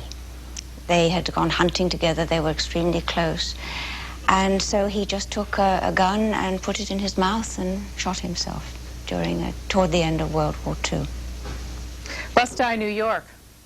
Hello, Susan. I am enjoying your presidential series, and my questions regard Theodore Roosevelt's Masonic affiliations, and of course he had intimate connections with many other famous Masons. A very young Lieutenant Douglas MacArthur, who was an aide to him in the White House, and of course his successor to the presidency, Taft, and of course his fifth cousin, FDR. And I'd like to have Mr. Morris comment on Mr. Roosevelt's Masonic affiliations and his lifelong association with the fraternity. Thank you. Sir, I'm afraid I know nothing more than what you've just told me. Amy Verone, do you have any evidence here or any artifacts regarding the Masons? Well, we do know that T.R. was a member of the local Masonic Lodge, I think it's Matinee Lodge, and that he actually was sponsored by Noah Siemens, who was his farm manager. He liked to go to the local lodge. He liked to visit with the men and listen to the programs. He was often reprimanded for speaking during the programs, actually. He wasn't very active in the activities beyond, sort of the social view of it. We do have in the collection here his Masonic apron, but my general impression is, that's the only Masonic artifact that we have here, and my general impression of that, it wasn't the most important social connection in his life. We're going to be taking a brief break, and as we do, I want to ask Amy Verone. We're here live today at Sagamore Hill for a number of hours, but this place is run by the National Park Service and available for you to come tour. When is it open? We are open 7 days a week in the summer, really from the beginning of May through the end of October, and the first tour is usually about 9:30, and we go until 5.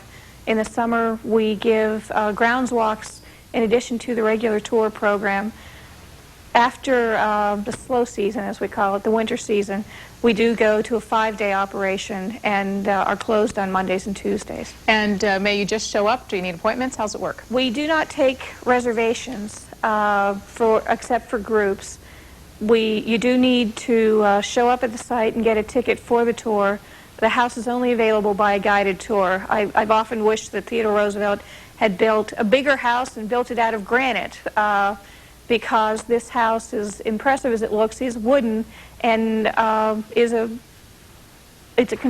long-term preservation is our main concern. How many visitors do you get each year? We get about 85,000 visitors every year. There's another place you can visit associated with Theodore Roosevelt. It's in New York City, and it's his birthplace. And during our break, we'll show you what that looks like.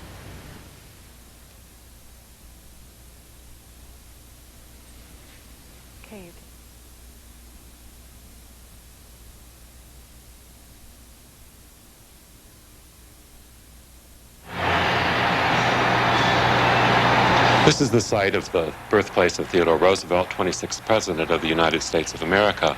He was born here in 1858. He lived here until he was 14.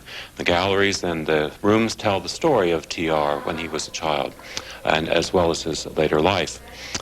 In the parlor, you'll see the wonderful furniture that actually came from his grandfather, Cornelius Van Schack Roosevelt. The library, which TR described as a room of gloomy respectability, is filled with books and other family pieces. The dining room is also a table where his grandfather ate and gave it to the family. You'll see that. And upstairs, we have the bedrooms, the birth room where he was born, the bed where he was born, and the nursery where he grew up and played as a child. There were 4 Roosevelt children, and Theodore Roosevelt was the second born, and he lived here, of course, until he was 14 years of old. The family moved from here to the country, 57th and 5th, the site of Trump Plaza now. Quite a difference in the day. Gramercy Park was a wonderful area. It is where rich people lived. It's still a lovely area, and the Roosevelts were among the 10 or 12 richest families in the city when they lived here. This house was set apart by a couple of things that made it really quite luxurious. It was the first neighborhood in the city of New York to have indoor plumbing, and the house was also piped for gas lighting, so that meant you didn't have to change candles or coal oil lamps, and that really made it quite wonderful for the family as well. And it was a truly luxurious house. This is a time when families were living in a room half the size of one of these rooms, and so, of course, to have a whole brownstone house was really quite a luxurious place of life. They were in the glass business when they actually lived here, and they branched out from that into finance and real estate. The senior Roosevelt was active in philanthropy. He founded the American Museum of Natural History. He was on the founding board of the Metropolitan Museum of Art, the National Arts Club. He started the Children's Aid Society, and the family started Roosevelt Hospital on the Upper West Side of Manhattan. One of the most fascinating artifacts that we have is the shirt and the glasses case that he was wearing when an assassination attempt was made on his life in 1912. TR, a great political opportunist, decided that he was going to go ahead and give the speech. He thought, well, either I'll die or I'll be a hero. Of course, it didn't get him elected. Yeah, we have a lot of dead animal parts, and they were all bagged by TR when he was hunting and presented to the museum when it opened in 1923 by his widow. And we have one gallery that tells the story of his work as a naturalist and conservationist. We have some actual birds that he stuffed and took care of, and other things from his natural history period. We're funded by the American tax dollars, and we have about 20,000 visitors a year. We have a lot of school children, and we encourage that use. We like to have the kids come here to learn about 19th century life, about the president, and about the American public as a whole.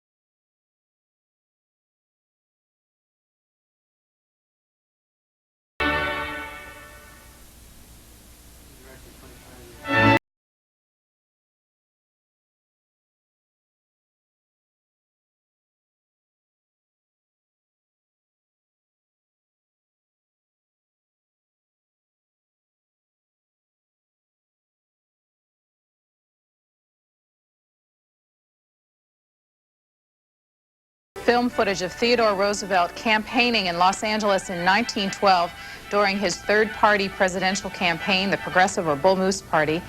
We've had a number of questions about it, and so we're going to spend some time learning about his bid for the presidency in 1912. Our guest is Dr. John Gable, who is Executive Director of the Theodore Roosevelt Association. He joins us live on the porch of Sagamore Hill, TR's home in Long Island, the Oyster Bay area. Well, Theodore Roosevelt voluntarily walked away from the presidency. Why did he decide to make a comeback? Well, he had chosen William Howard Taft to be his successor. Taft was a kind of a yes man in the Roosevelt administration. He always seemed to agree with TR, and he had a kind of lawyer's mentality serving his client. And TR chose him for that reason, and also because he was one of the few prominent people who had extensive experience in foreign affairs and military affairs, which was rather rare then. In the White House, Taft proved to be a total disappointment. They said, well, he carried out TR's policies, but on a shutter, or on a, just carried them out and threw them away. On conservation, he completely reversed things. Theodore Roosevelt had called an international conservation Congress. Invitations had gone out. All the countries of the world were to meet. Taft rescinded the invitations, and then shortly after that he fired Gifford Pinchot, the head of the Forest Service, and clearly was favoring mining and timber interests. He botched the revision of the tariff, which was really a consumer tax. He'd promised during the 1908 campaign that he would revise it downward. He raised it, So there was a lot of bitterness. And TR really ran in 1912 in response to genuine and widespread popular demand that he come back. See, his objection was 3 consecutive terms, not, terms that were broken. And he also felt, of course, a responsibility because he's put Taft in there. And by this point, the Republican Party was deeply split between conservatives and progressives. In fact, both political parties had 2 wings. Each had 2 wings, conservative and progressive, which more or less went on until the 1960s, when the Republicans finally went totally conservative and the Democrats went totally progressive. So he ran in response to a demand. He didn't think he was going to win. He thought he had a chance, but that the odds were against him, but he thought that he had a duty or an obligation. Lots more about the effect of this on the party and on the country, but let's take some telephone calls. North Bergen, New Jersey, you are on the air. It's afternoon now. Yes. 2 questions. It's a 2-parter. I'd heard a story out in California, in San Jose, at the Winchester, they call it the Mystery Home, that he had visited there after his presidency and was approaching the front door, which no one ever used except for the owner, and the gardener did not recognize who he was and told him that he had to go around to the side entrance. And Roosevelt didn't take that very kindly and left in, I guess you'd call it, in a huff. And then the other story is, I believe he signed the Pure Food Act. Pure Food and Drug Act. Right. The reason he signed it was somebody had showed him a bottle of whiskey that did not look exactly appetizing. And that sort of broke the straw that broke the camel's back, and he decided that something should be done about the packaged goods that were being sold to the American public. Well, thanks. On the first question, and which was really regarding to campaigning, let's do some facts. We haven't really done this. How large was the country in 1912? Well, that's the first time we had 48 states, because Arizona and New Mexico were admitted to the Union. So we finally had the continental United States the way it was. And how much campaigning did Roosevelt and the other candidates in 1912 do in the western half of the United States? In the western half? Well, California. TR went all over. Went to the south, north, east, west, all over the place. So by this time, candidates were going... Yes, as you know, even originally though the population wasn't so great.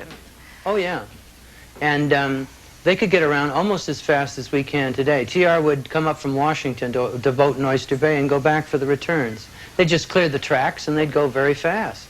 And today you can easily fly to someplace, but then to get in from the airport or something else is another thing. So he could actually get around very quick, and any candidate could.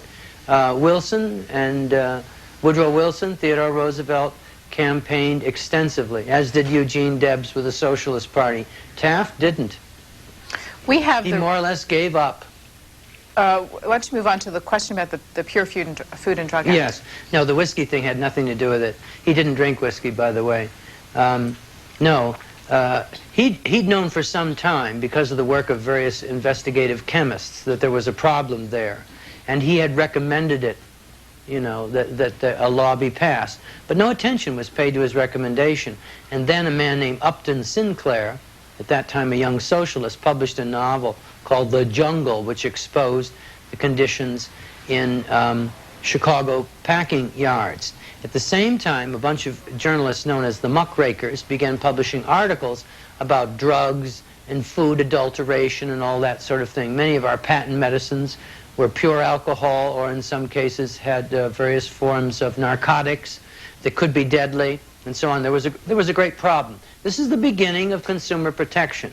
So in 1906, TR caused to have passed. Congress didn't really want to pass it, and big business didn't want it, but he forced it through with the public outcry after the publication of The Jungle. In 1906, he signed the Meat Inspection Act and the Pure Food and Drug Act.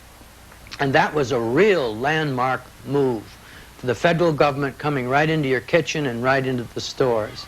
And that was, you know, that was a big thing because, you know, things had changed. We were all consumers by that time.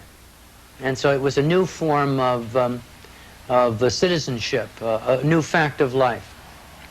Also joining us for this segment is Amy Verone, who is a curator here at Sagamore Hill, and she'll be answering some of your questions and also taking us on tour of the house as your questions prompt some of the things in the collection. How large is the staff, the National Park Service here? We have 17 full-time permanent staff, and they're all here year-round. We also hire between 8 and 12 seasonal staff in the summer in the interpretation and maintenance divisions. How about in the curator area, which is what you're part of? Well, there are currently 3 people in the curatorial division, myself, Sue Sarna, and Vicki Calamaris. How many years have you been here? I've been here 8 years. And what's been your most exciting discovery? I think finding the Quentin letters, you know, was really a great touch. You know, it something we found on ourselves, on our own rather. So little of the archival material is actually here that in his lifetime TR made deposits at the Library of Congress and at the Houghton Library at Cambridge. And then Mrs. Roosevelt also divided her papers up before her death. So for us to actually find something that is really such an intimate object and yet, you know, that people had missed was something of a coup. Next telephone call is from Rockland, California. Yes, I'm a proud member of the Theodore Roosevelt Association, and my question is, Theodore Roosevelt was generally a good judge of character. How could he have made such a miscalculation in backing William Howard Taft as his successor, and could you discuss their later reconciliation? Thank you. Glad to hear from members of the Theodore Roosevelt Association, of which I'm executive director. Theodore Roosevelt was not a good judge of character. He liked almost everybody. And fortunately, that didn't trip him up more often than it did, because he tended to bring out the best in people. But he generally liked people. He immediately looked for their positive aspects and so on. Mrs. Roosevelt was a stern judge of character. Archie once told me, Mother took no prisoners. And so she could be counted on frequently to warn him. The reason why he made the mistake about Taft was that Taft had something in his character of the yes man. And so, you see, he seemed to be in perfect agreement with Theodore Roosevelt. Yes, of course, in 1916, they both backed the same candidate, Charles Evans Hughes, the Republican candidate, against Woodrow Wilson. And they appeared together at that time. And then in 1918, and they began corresponding again at that point, and as if nothing had happened. And then one day in 1918, they were both in the Blackstone Hotel in Chicago, and Taft was dining in the dining room, and TR came in the dining room, and it was filled with people, and they kind of looked at each other, And they went over and sat down together, and the whole ballroom stood up and applauded. And Taft came to the funeral, and he wept here in Oyster Bay. After this next call, I want to hear more about how the association was started. Watkinsville, Georgia. Good morning. Good morning. You're on the air. My question is I worked a number of years ago to put together a history of Oconee County. We solicit stories and photographs from the community. Someone brought in a photo of a group of Masons that were gathered along a local railroad track, and she said the man who gave her the photo said one of the people in the picture was Teddy Roosevelt. Sure looks like him. There's a man there he's the only one with a cowboy hat and a mustache. But I've been unable to verify whether he was here or not. I know he came down to Georgia in 1905 to visit his mother's home in Roswell. And I was just kind of curious when he traveled. I know today the president has a plane load of press men that come along with him and stuff like that. Did he have an entourage like that? Thank and you. Would there be a record somewhere of the trip? And All right, thank you. Several questions. How did he travel? He traveled usually by a special train, and they would usually make arrangements for it to move. Now, as to the photograph, I'd be happy to tell you if it's Roosevelt. I do this all day long. Every day these things come in. Simply Xerox it and send it to the association. And we are continually looking, and we're continually finding pictures of him and letters, handwritten letters that we didn't know existed. Happens all the time. And of course, he was a Mason, so I could see where the Masons would turn out. Yes, there was a press car. And one time, he went in, and one of the reporters was doing an imitation of him, you know, and TR came in behind his back, and so he didn't know that TR was there. And then, of course, he realized it, and of course, he was mortified. And TR said, "Think nothing of it," and then he proceeded to give an imitation of himself. So he had a sense of humor. Oh, yeah, great sense of humor. Oh, yeah. This is an appropriate time for you to explain when the Theodore Roosevelt Association was formed. The Theodore Roosevelt Association was formed just a very few days after Theodore Roosevelt's death. And at the same time, there was a Roosevelt Memorial Association for men, and Will Hayes was one of the leaders of it, from the motion picture industry later. And there was a Women's Roosevelt Memorial Association. And they, right off the bat, wanted to open Sagamore Hill to the public, build a library out here, and in short, do the kinds of things that you associate with presidential libraries. But Mrs. Roosevelt wouldn't leave the house. So they reconstructed the birthplace at East 20th Street in Manhattan, and there made their headquarters. Eventually, the two organizations merged as the present Theodore Roosevelt Association. We had to add the Theodore because of Cousin Franklin, you see. We operate under a congressional charter, so we're a federal corporation, nonprofit. And is membership made people It's a membership organization. We have 1,800 membership units, approximately. Members in every state and in several foreign countries. And we have meetings and so on. His presidency predates the era of polls. So can you give us any gauge of how popular a president he was? Well, they had what they call straw polls, which were unscientific. How popular was he? Well, the teddy bear. That's a sign of it. And of course, his landslide victory in 1904, that's certainly an indication of his popularity. We are learning a lot about the presidency itself in this series, not just the presidents who held the office. Often you hear the reference to TR as the first modern president. What's that mean? Well, that basically means that he shaped the office into what we know today. How? Well, he assumed that the president was at the center of the federal government, and that the president should propose, that he should have a program, and that he should carry it out. Also, that presidential power, unlike congressional power, was only limited by specific prohibitions in the Constitution or laws passed according to the Constitution. So in other words, if the law or the Constitution didn't forbid you from doing it, you could do it. A very good illustration of that is with the first federal bird preserve. Pelican Island on the east coast and the mouth of the Indian River on the east coast of Florida, which is the first federal bird preserve. He'd been informed that they were shooting all the birds there for their plumage, for ladies' hats and apparel and the like. It was federal land. It was all swamp, but it was a rookery, so important. So he asked the Attorney General, is there any law which will prevent me from declaring this piece of land a federal bird preserve? There was no such thing as a federal bird preserve at that point. And they said, no, there's no law against it. And he said, very well, then I so declare it. And he declared 52 federal bird preserves. And there was no congressional authorization for it or anything. It was all on federal land. And he just said, well, I therefore order that this... So he assumed a lot more power than most previous presidents had. You had to look back to Lincoln, who was, after all, a war president, before you find a comparable exercise of power. Who was Speaker of the House when he was president? Well, Uncle Joe Cannon, who was a conservative. Uncle Joe once said, it was from Danville, Illinois, Uncle Joe once said, my policy may be summed up by the phrase, stand by the status. And when they talked to him about conservation, he said, not a cent for scenery. So TR had a very difficult time with him. Although both houses of Congress were Republican when he was president, he had to fight very hard to get legislation.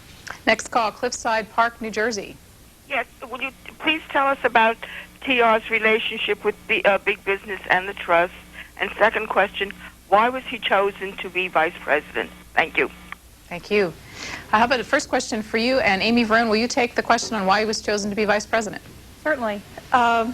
He was mainly chosen to be vice president to get him out of being governor of New York. The political Good boss, Thomas Platt, was very unhappy with TR. Approached him in the fall of 1898 about running because TR was such a hero and such a household name because of all the news accounts of the Spanish-American War. And he assumed that since TR was his hand-picked candidate, he would be a very obedient candidate, and he would do the things that Boss Platt wanted him to do. TR was happy to take the nomination and become governor, and he was certainly not inclined to be an obedient dupe. So within 2 years, Thomas Platt was happy to see him go. And my favorite quote is that after the election, well, right before the inaugural, is that Platt said to a friend that we are going to Washington to see the swearing in and to watch Theodore take the veil. I hope you have the first question. Sure, big business and trust and all that. Well, now, in 1890, Congress passed a thing called the Sherman Antitrust Act, which, of course, outlawed monopolies, but it never defined them. Now, the Sherman Antitrust Act of 1890 was not enforced by the presidents or by the attorney generals. In fact, its main use had been against labor. And in 1895, it was ruled basically null and void in the E.C. Knight case with American Sugar. When Theodore Roosevelt came into office, he very much wanted to regulate big business. And he later said it wasn't a question of how we were going to regulate it. It was as if the question was rather, did the federal government have any power at all over business? So what he did was, the only thing he had was the Sherman Antitrust Act, which was null and void. But he used it in a lawsuit in 1902 against the Northern Securities Company, which was a holding company of all the railroads from Minneapolis west to the West Coast. And it also had, 25 to 30% of its stock was water. In other words, it was a fraud. And it was run by J.P. Morgan, E.H. Harriman, and James J. Hill, three of the biggest guys in the country. So TR hit him with an antitrust suit. That dragged through the courts from 1902 to 1905. And in 1905, he got a 5-4 Supreme Court decision upholding it. The Northern Securities Company was dissolved, and then he had a weapon that he could use. There were many trusts. He could only be selective, so he hit what he called the bad trust. He also only had a handful of lawyers, and he instituted in all, as president, 45 antitrust suits. Among his victims were Standard Oil, American Tobacco, Swift & Company, DuPont, and of course the Northern Securities case. So there was never any question after that, or ever has been since that time, that the federal government has substantial power over the marketplace. Portland, Oregon, on Theodore Roosevelt. Yes, good morning. I've got two questions.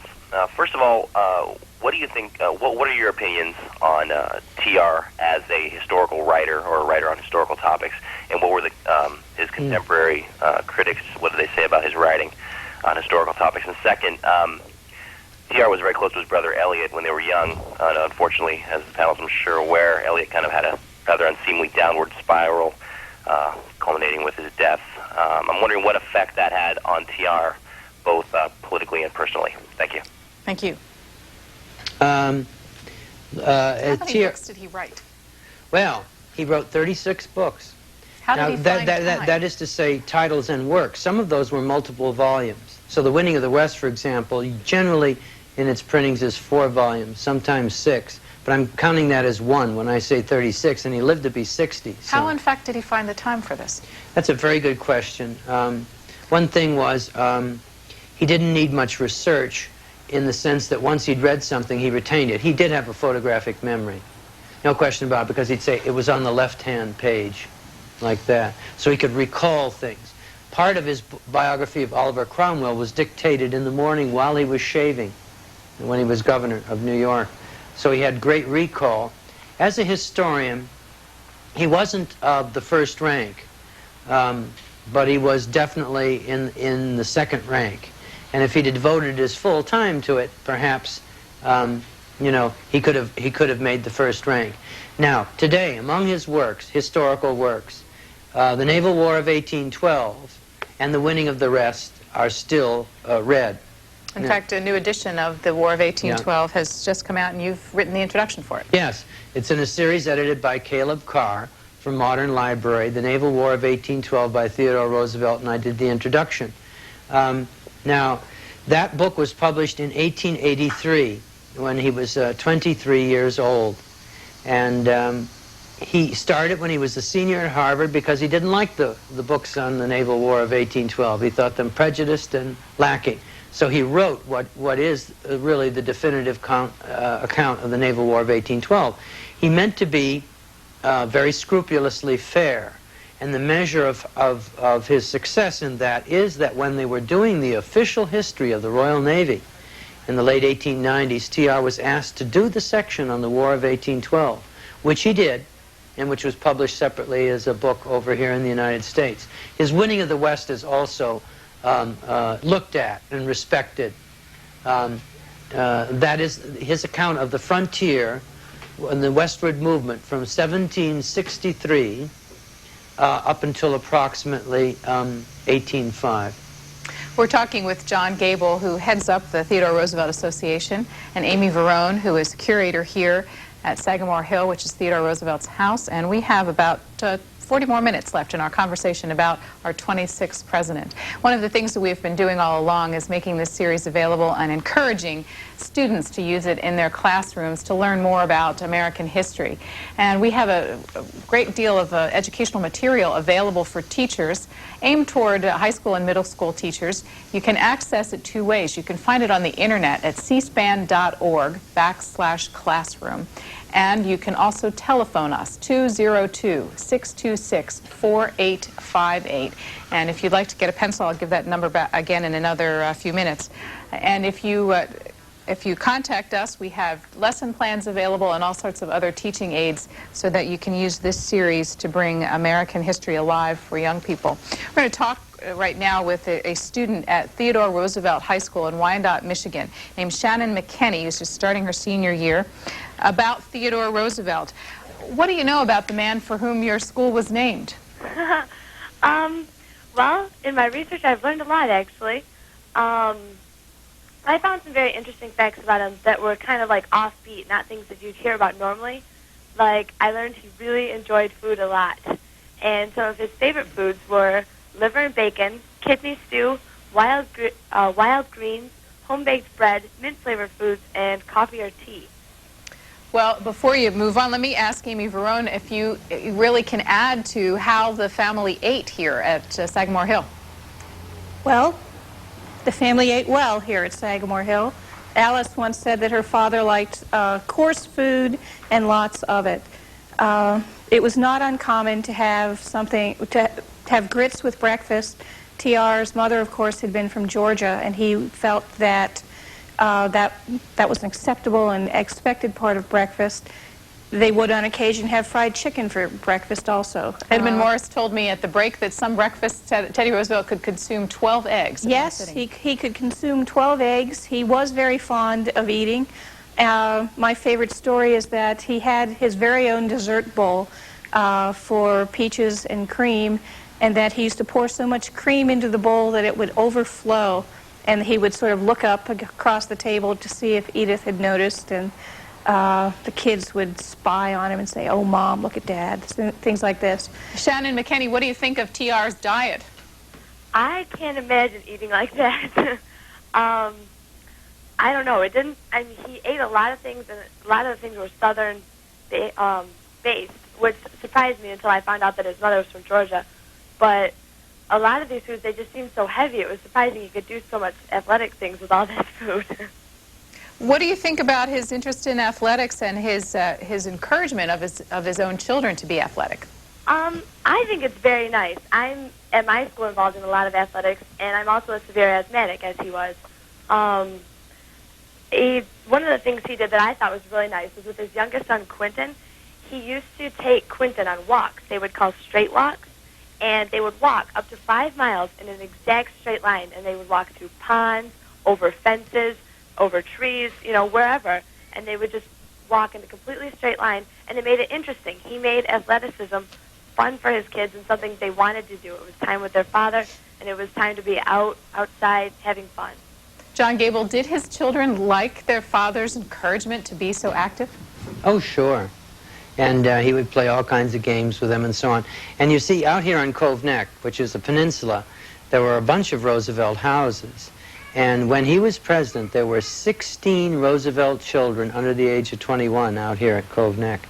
And so they had, they had a built-in football team and so on. They had great times. So this almost became a compound for the Roosevelts. Oh, yes, very much like the, the Kennedys and Hyannisport.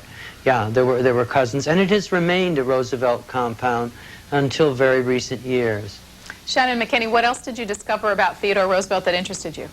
Well, to go along with the sports thing, I found that his favorite sports were boxing, exploring, horseback riding, hunting, jiu-jitsu, mountain climbing, polo, rowing, tennis, and wrestling. And then he spent most of his time motivating others to exercise and be fit and healthy like he tried to be. Are you as active as Theodore Roosevelt was? I try to be. I don't think it's quite possible, but yeah, with athletics and stuff, What is your own sense of his energy level? It was high. He just was always out doing things, always talking to people, always getting people motivated to do other things, always organizing things so that people could easily be outside and be athletic. What have you learned about Theodore Roosevelt that you think would be particularly interesting for people your age? Why is he important to study? He founded the National Collegiate Athletic Association, which is the most prominent association for athletics in college today. And that, I think, is interesting because, we're dealing with that all the time with, our football players and our different basketball players and stuff. You're always hearing about the NCAA, and then you find out that that was Teddy Roosevelt. I think that's very interesting. What have you learned about what effect presidents can have on our whole country? Well, especially, Teddy Roosevelt, he brought such, interest and, vigor into the presidency. It was always a spot where it was kind of dull and, very prim and proper, and he made it interesting, and he made people want to learn about politics and want to learn about our country and be interested in the welfare of people in America. Why was your school named for him? It's actually very interesting. Until last, 2 summers ago, President Roosevelt was the only president to ever do a whistle stop through Wyandotte. We have train tracks right through Wyandotte, and he came and on his whistle stop, he stopped and talked to us in Wyandotte about his plans for the presidency. And so after he came through, we had to have a high school, and we named the high school after Teddy Roosevelt. Dr. Gable was talking to us before about the rapid train travel in the time. Right. Well, I was interested to see that high school is in Michigan, because Michigan is one of the 6 states he carried on his third-party ticket in 1912. In fact, he carried it overwhelmingly. What will you do with your knowledge about Theodore Roosevelt, do you think? Shannon McKinney? Oh, I'm sorry. Well, I'm hoping that we'll be using this more often. My teacher in 10th grade taught a lot about Teddy Roosevelt. He was very interested in him. But I'm hoping that now we'll be able to use it a little more and a little more prominently in our school, and we can spend more time thinking about Teddy Roosevelt and his interests. Thank you for talking to us. Good luck in your senior year. Thank you very much. Shannon McKinney is senior in Theodore Roosevelt High School in Wyandotte, Michigan, joining us. And how much interest do you generally find among young people in this president? Oh, TR has always been a young people's hero and remains so. And we have children who are dues-paying members of the association. I myself came in when I was 9. We talked a lot, Amy Verone, about the sports, athletics, and the children. Perhaps you can tell us a little bit about the evidence of the interest in athletics in this house. Well, the evidence is everywhere. We have tennis rackets and field hockey sticks, dueling sticks, snowshoes, guns. The site was always, the family living here was always active. They would go on hikes. I was interested in Shannon mentioning the hikes that she was interested in. It wasn't just with Quentin, it was with his children, with his sisters. One of my favorite of the point-to-point hikes is that TR climbed over one of the small bathing huts down at the beach, and the line of children followed him, and his sister Corinne, who was about 40 years old at the time, was last in line and had waded through water and climbed over logs and felt that she might not make this last obstacle, but she actually got up over the roof, and she said the ovation from the children was the best she'd had in her entire life, that she felt that was her greatest accomplishment in life. One gets the sense of a perpetual motion in this house. Yes, it's very much perpetual motion here. And TR got up in the morning and would play tennis with his children or go horseback riding. He would, even as president during the summer White House years, he started most days outside in the property, riding or even rowing. He would work for several hours and then go out for a row with Mrs. Roosevelt. He didn't like sailing. One of his contemporaries observed that he couldn't sit still to do that. And he liked rowing because it was the physical action of fighting with the waves himself. Don Gable, as a president, was he also a perpetual motion president politically in his programs? Oh, yes, there was always a whole bunch of stuff going on. Asheville, North Carolina. Hi, I'm another one of the legions of distant cousins, I guess, of TR's. I'm a fourth cousin, thrice removed on his mother's side. I've met John Gable at our Theodore Roosevelt Association meetings, and I think it's a wonderful association. I can recommend it highly if you want to know more and participate in some of the things that TR was interested in. I do a program on TR and the teddy bear in my community. I originally started this because people were interested in learning about teddy bears, but I gradually added more and more about TR, and so now that's pretty much the emphasis, to teach people beyond Speak Softly and Carry a Big Stick and the Rough Rider, which most people know about. Because I'm a Southerner and have the Southern connection, I think very strongly that he got some of his flair and sense of adventure from his Southern heritage. And I had two things I wanted John to comment on. One, anything else he'd like to add about the Southern heritage. And also, recently in my Asheville area, the local television network has had local millennial moments. And they spoke about Mount Rushmore and the figures on Mount Rushmore. And, of course, they said why the other three figures were on. And they said, well, TR, well, it didn't hurt to be the sculptor's best friend. And, of course, being a TR proponent, that offended me greatly. And I really wanted to hear John perhaps speak to why we all feel that Theodore Roosevelt is justly on Mount Rushmore. Thank you. Thank you. First, Theodore Roosevelt was a close friend of Gutzon Borglum. And in the North Room, there is a sculpture by Gutzon Borglum which is a large American eagle in a wreath. And that's also duplicated on the outside of the house. Gutzon Borglum was a Danish immigrant, and he and his brother Solon were very talented sculptors. And he was very active in the Bull Moose Party, Gutzon Borglum was. And when he came to do Mount Rushmore, it was his personal decision to put TR in there. And I think he felt that TR belonged there because he had led the country into the new century so successfully. Mark. About the South. Let me just, I'll just comment in this way. The Roosevelts had a reputation for being, you know, Dutch merchants. You see, Dutch-American merchants and kind of sober-sided and so on.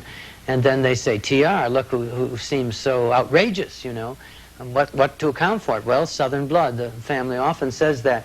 And when I met President Jimmy Carter from Georgia with TR's daughter, Ethel Roosevelt Derby, she said when the president came in the room, Mr. President, my father's mother came from Georgia, and we always said his Southern blood made all the difference. Then she turned to the rest of us and she said, these people are all Northerners. Mark Farkas is the producer for our Theodore Roosevelt segment of our American President series. We'll be at this for the rest of 1999. All 41 presidents will be showcased, discussed, dissected, whatever verb you'd like to use, as we learn more about American history.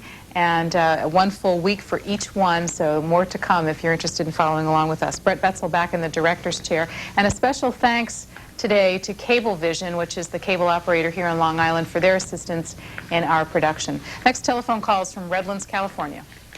Hello, this is Mr. Miller. I just have two things about Teddy Roosevelt. He was the fifth cousin of Franklin Roosevelt. And I'm reading this out of a book I have. Plus, FDR was related by blood or marriage to 11 former presidents. So they all are connected there. Thank you. Does that sound correct? Yes, Franklin was TR's fifth cousin, which in a sense makes him sound more remote than he was, because, you know, those old Dutch families and New York families, upper-class families, were very tight. So, I mean, Franklin knew him quite well. With all the connections, 11 presidents, does it suggest that we have a political class in this country? Well, you know, people would kind of marry the people they knew. And political power was concentrated in the Northeast, and so these people tended to intermarry. George Bush is, I believe, the best connected president in terms of genealogy. He's related to everybody you ever heard of. And that's simply because his family got here, you know, and so they married the other old families, and you kind of network out. Oyster Bay is on Long Island Sound. It's a cove here, and we just heard there's a peninsula that forms this part of Long Island. And over our next call, we'll show you Theodore Roosevelt rowing, one of his many athletic pursuits. We listen to Conway, South Carolina. Yes, I'm interested in TR Jr., and I wonder how he felt about bearing his father's name. Theodore Roosevelt Jr., of course, was you know, a real hero. And in both world wars, he won every combat decoration given by the United States, some of them 2 and 3 times, including posthumously the Congressional Medal of Honor for his bravery on D-Day. Both he and his son were in the D-Day invasion. So the son won what the father wanted. Exactly, exactly. And that, of course, it was after his death. But that there was something there because, of course, he'd never been able to surpass his father in anything. And who could, you know? There's always a problem for the children of great men. And he consciously followed in his father's footsteps as the eldest son. He was considered the heir. And he ran for the New York State Assembly, just like his father. And then when the Republicans got in after the 1920 election, he was appointed Assistant Secretary of the Navy. 5 Roosevelts, by the way, have been Assistant Secretary of the Navy. And then the next step, you see, he ran for governor of New York in 1924, but he came up against Al Smith, one of the great champion vote-getters of all time in New York State, and he was defeated for governor. And that ended the march up to the White House. He was subsequently head of Doubleday Books here in Garden City, and he was governor of Puerto Rico, and Governor General of the Philippines, and then he went back into the service and was a brigadier general in World War II. Now, Franklin, as Edmund Morris said earlier, patterned his life after Theodore Roosevelt. So he, too, ran for the New York legislature. And then he became Assistant Secretary of the Navy under Woodrow Wilson, 1913 and 1920. Then he ran for Vice President in 1920. Of course, he was beaten. So he seemed to be off the track for a while. And then, of course, he got polio. And so you thought that he could never come back. But then in 1928, he was elected governor of New York. And in 1930, re-elected. In 1932, the first of 4 times elected president. So you see, he got to the White House. Now, that was one of the problems between the two branches of the family, the Hyde Park and the Oyster Bay Roosevelts. The Oyster Bay Roosevelts kind of regard the Hyde Park Roosevelts as usurpers of their rightful place. That's, by the way, all long since ended. And, of course, 2 of Franklin Roosevelt's sons told me that they were raised to believe that Theodore Roosevelt was the greatest American that ever lived. Now, many of Franklin D. Roosevelt's descendants are in the Theodore Roosevelt Association. Amy Verone, we've got a camera on the very top floor where son Theodore has a room. Our time is evaporating on us here, so just the highlights, please. Certainly. The picture we're looking at is actually Ted Jr., as he was known in the family, and Eleanor, his fiancée. They were married in 1910, the day after his father returned from his African safari and European tour. Literally, they sailed into New York. There was a hero's welcome. He got up the next morning and went to church, and Ted and Eleanor were married. They moved to California. Some of the other objects in this room are really sort of the toys that Ted and some of his brothers and sisters used. There's a camera there. There's a train. There's an odd little saxophone case. And as always in this house, there are books, because this wasn't just T.R. who read widely, it was his children who read widely. And like his father, Ted Jr. also wrote a memoir called All in the Family, which was both a history of his family and sort of general thoughts on how nice it was to be a family and why that was important. I believe he wrote several other pieces, including accounts basically of hunting trips that he and his brother Kermit took in Asia in the 20s. The staff of the Theodore Roosevelt home here at Sagamore Hill has been terrific. They are headed, the superintendent here is a gentleman named Vidal Martinez, and they have been so helpful in helping us putting this program together, but also in all of the information they've passed along so we could produce this program for you. So our thanks to them. Next telephone call is from Camarillo, California. Yes, hi. I'm calling to ask your expert about Theodore Roosevelt and his thoughts, what his thoughts would be about multiculturalism of today. He spoke in one of his speeches, the immigrant must learn, talk, and think and be United States. But he also said in a speech, no nothingism in any form is utterly un-American as foreignism. It is a base outrage to oppose a man because of his religion or birthplace, and all good citizens will hold any such effort in abhorrence. What would T.R.'s thoughts be about multiculturalism? He seemed to have both sides of the argument, and I leave it up to you. Thank you. Yeah, well, I would say he was in the middle. There's a balance there. I mean, he certainly didn't believe that anybody should be discriminated against or denied access to equal justice or equal opportunity on the basis of their ethnic or religious or racial background, certainly. And on the other hand, he believed that all people had a duty to be good citizens, to fulfill all their obligations and so on. And he thought that everybody should speak English. Not all the time. He spoke other languages. He even campaigned in French in Louisiana in 1914. But the people should learn English and try to be good Americans, which I think is not a particularly controversial idea. During his administration, one of Theodore Roosevelt's Supreme Court appointments was Oliver Wendell Holmes, who went on to great note in the Supreme Court. Let's talk about his vice presidency. As he did not, he did not, when he succeeded to the office, did not have a vice president for 3.5 years. Is that correct? That's correct. There was no appointment of vice presidents then. He was vice president, of course, only for a matter of months. In those days, the president was inaugurated in March, okay? And then McKinley died, and he was sworn in September of the 14th, 1901, so just a short time. During that time, he was entirely shut out of the administration, invited to no cabinet meetings, had very few conversations with anybody, had no leverage on patronage, so he went from being governor of the biggest state, most powerful state in the Union, to being nothing. What he promptly did was to get ready to run for president in 1904. When he ran in his own right, who did he select? 1904, he chose Charles Warren Fairbanks of Indianapolis, Indiana. And it was a classic case of a balanced ticket. Fairbanks was a conservative, and he was from the Midwest. TR was an Easterner and a progressive. So it was a question of balance. He and Fairbanks agreed on practically nothing whatsoever. How about in 1912? In 1912, his running mate was the great Hiram W. Johnson of California. In fact, that's about the only election Hiram Johnson ever lost. He was elected governor of California in 1910, 1914, elected to the U.S. Senate 1960, 1922, 1928, 1934, and 1940, and he died in 1945. A tremendously popular man, and TR carried California with Johnson in 1912. How did Roosevelt do overall in the 1912 election? He came in second, behind Woodrow Wilson. There's no question Woodrow Wilson, the Democrat, was elected because of split in the normal Republican vote, and TR got the bulk of that. And this is the only time in history, from 1856 on, that the Republican Party has come in third in an election.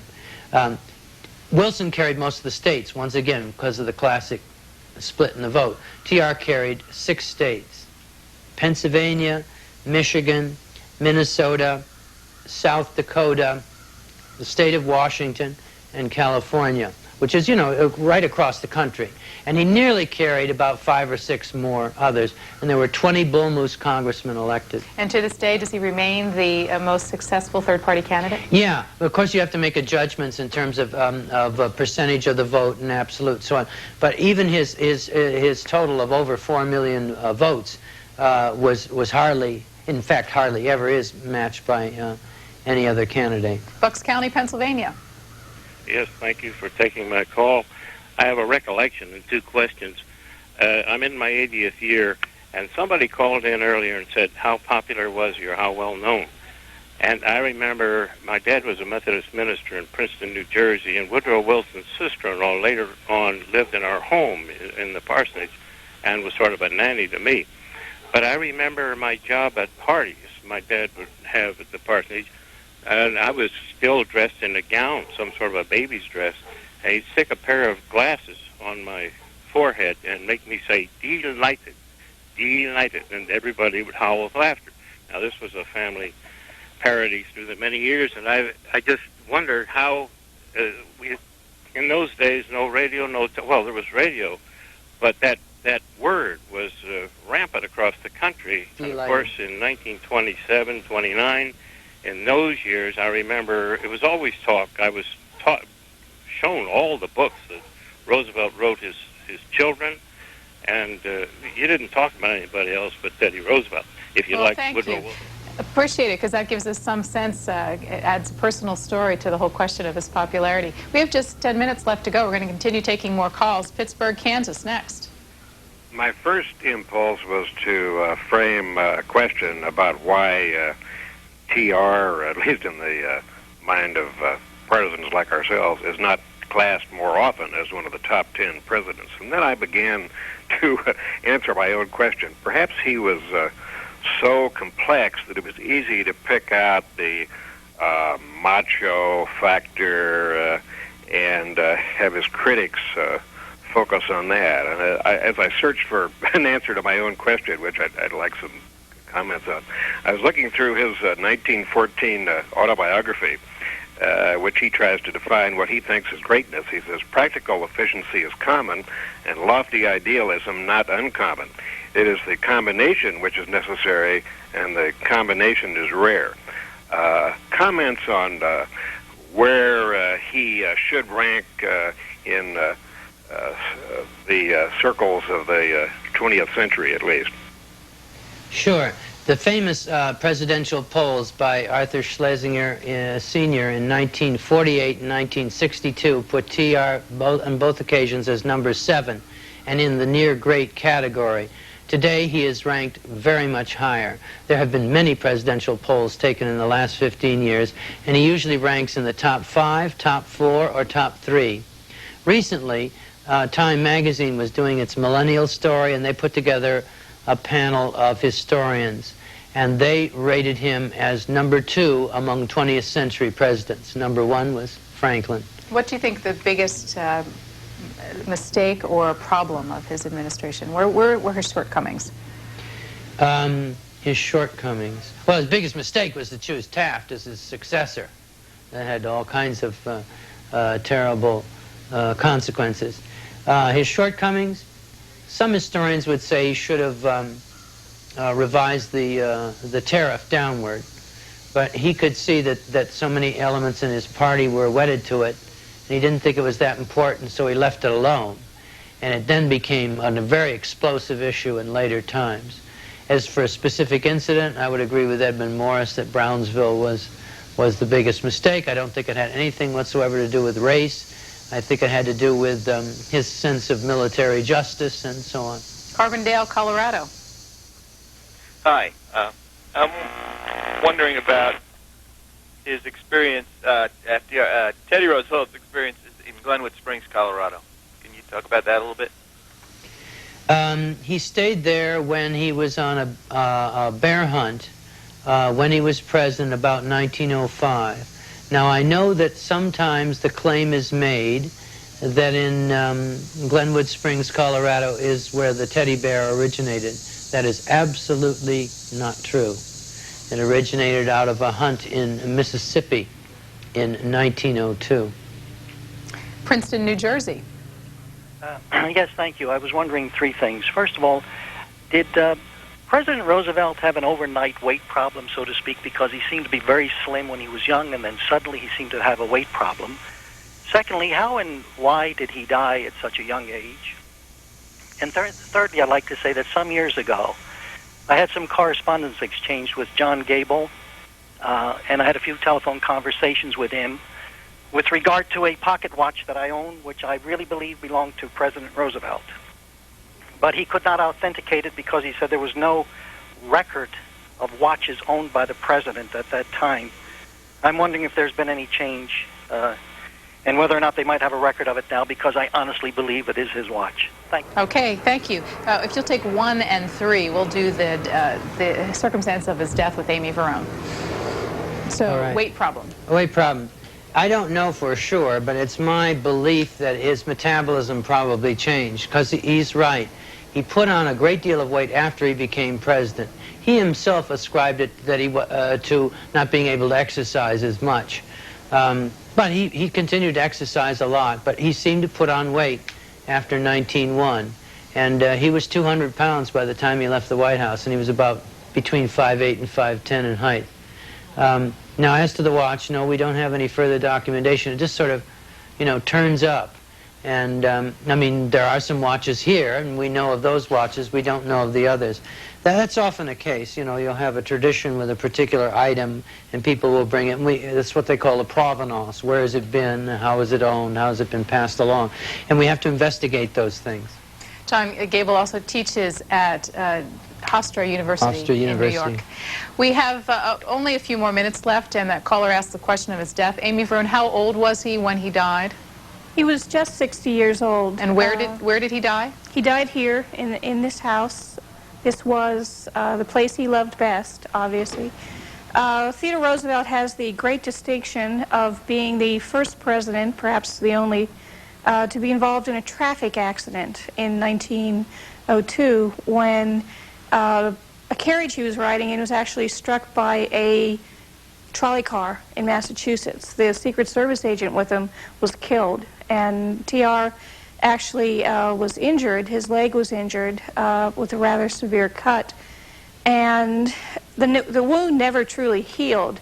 And almost 10 years later, when he was in the Amazon, that wound became reinfected, and that still, again, never truly healed. He never really shook off the effects of the Brazilian trip. In 1918, for much of the year, he had been sick, both with that reoccurring fever and with rheumatoid arthritis. And after Thanksgiving, he was actually hospitalized for several weeks, but the doctors let him go home for Christmas. He came here, and they put him in the in the gate room, which had been a nursery when his children were young, but it was the warmest room in the house, so it served as the sick room. And he seemed to be getting better. The shock of Quentin's death that July had been terrible on him, and some people felt that contributed also. And we're seeing on the screen right now the bed in which he died? Yes, that is the bed in which Sleigh he bed. died. It's called a sleigh bed. And he actually, as I said earlier, seemed to be recovering and to be getting better. The last several days of his life, he spent out of bed a lot of times, sitting up on the couch in the corner and working on papers, working on a magazine article he was writing, and on a speech that he was sending, sort of greetings to a group that was going to be in New York, I think. Next, we're going to show some footage from his funeral. John Gable, will you talk about his funeral? Yes, his funeral was very simple. It was at Christ Episcopal Church in Oyster Bay, and he was buried in Young's Memorial Cemetery, which is just at the beginning of Cove Neck, on top of a hill with a beautiful view. It's a very simple grave, visited by many people, and a place of pilgrimage.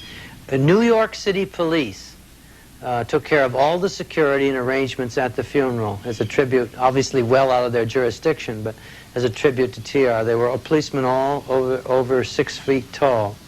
There are many celebrities here, of course. Father Talmage, who was the rector of Christ Church, conducted the funeral. TR had died on the Feast of the Epiphany, January the 6th, 1919, and I note with some surprise that Father Talmage wore white vestments, which would be appropriate to the Christmas and Epiphany season. But in those days, you always had black or purple, for a funeral. So I think it's interesting that he wore white. The stone was designed by Edith Wharton's niece, who was a very famous landscape architect. Her name was Beatrix Farrand. She did Dumbarton Oaks in Washington. Let's take what will probably be our last 2 telephone calls. Ridgecrest, California.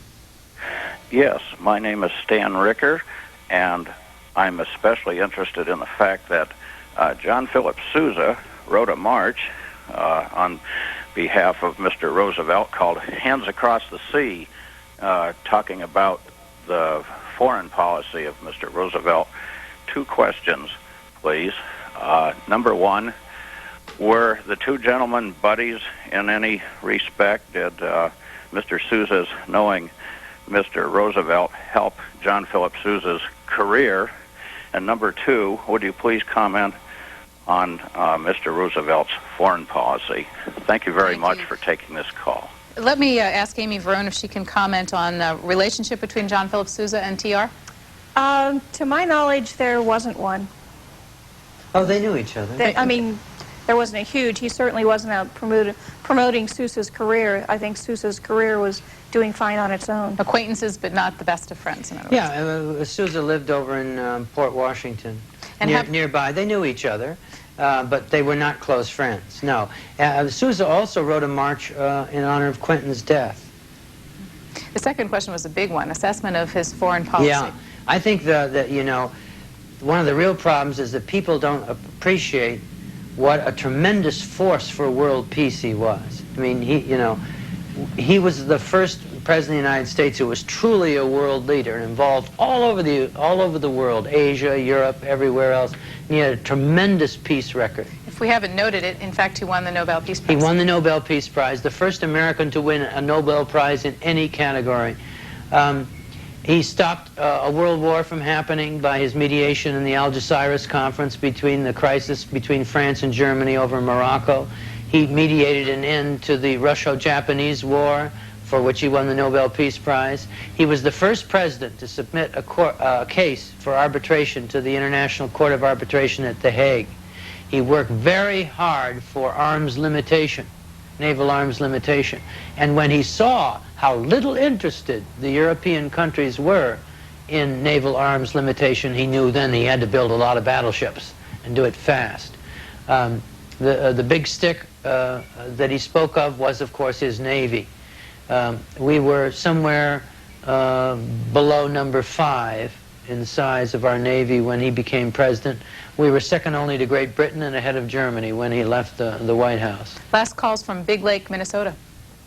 Yes, I'm curious for Mr. Gable. How can one become a member of the Teddy Roosevelt Association? You could, try our web page. You could call us on the phone. You could fax us. You could write us. We're Box 719, Oyster Bay, New York, 11771. And what's your website address? I can't remember it. Does Amy Verone, does the site here have its own website? Yes, we do. If you log on to www.nps.gov, which is the National Park Service website, it links to the sites, all of the sites actually, individually. We've tried to cover a lot of ground in our program. I'm going to ask both of you as we close. For John Gable, what kind of country did he leave when he left office? Oh, he left a country that was a world power, that was respected, and that had no enemies, really. That had no enemies, and a country that was prosperous and that was moving along at a rate of progress of making substantial reforms to bring about greater democracy and social and industrial justice in what was, of course, a new age of industrialism. Having spent much of your adult life studying this man and promoting his legacy, what is one thing you'd like our viewers to carry away today about Well, he was a great president, a great politician, a great statesman, but he was also a great and heroic human being. So you can admire him on two levels, as a great person and also as a great statesman. Amy Verone, your favorite Theodore Roosevelt story? Oh, I think my favorite Theodore Roosevelt story is Theodore Roosevelt chopping trees at Sagamore Hill. It was his assigned responsibility from Edith, and she had him chopping trees all over the property. When one of the servants wanted to take a tree down near the house that she and her husband lived in, Edith said, "Oh, of course, I'll send the president over," and the president came and chopped this woman's tree down, and she was very flustered by that. But my favorite tree is the one he chopped down when it was actually a telephone pole. And he tried to say that Edith had pointed it out, and she said, "No, I told you to chop the tree beside it down, not the pole." Our special thanks to Edmund Morris, to Sylvia Jukes Morris, both of whom have written biographies. Edmund about the president. He's working on his second volume, which will be out, he hopes, in 2001. And Sylvia Jukes Morris, who wrote Edith Kermit Roosevelt, the portrait of the First Lady. And to Amy Verone and her colleagues here at Sagamore Hill, and to John Gable, who is executive director of the Theodore Roosevelt Association, for helping us understand more about the life and legacy of our 26th president, Theodore Roosevelt.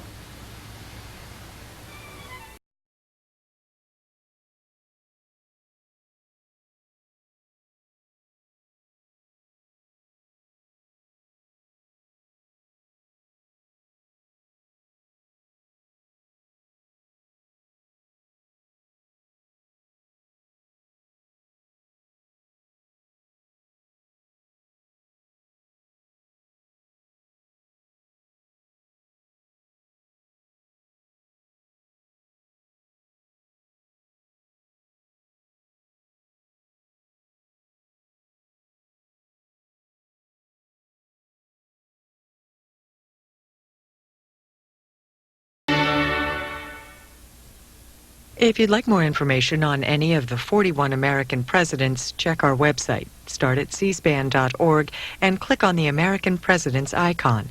That'll take you to our special web area where you'll find archival documents, information on buying American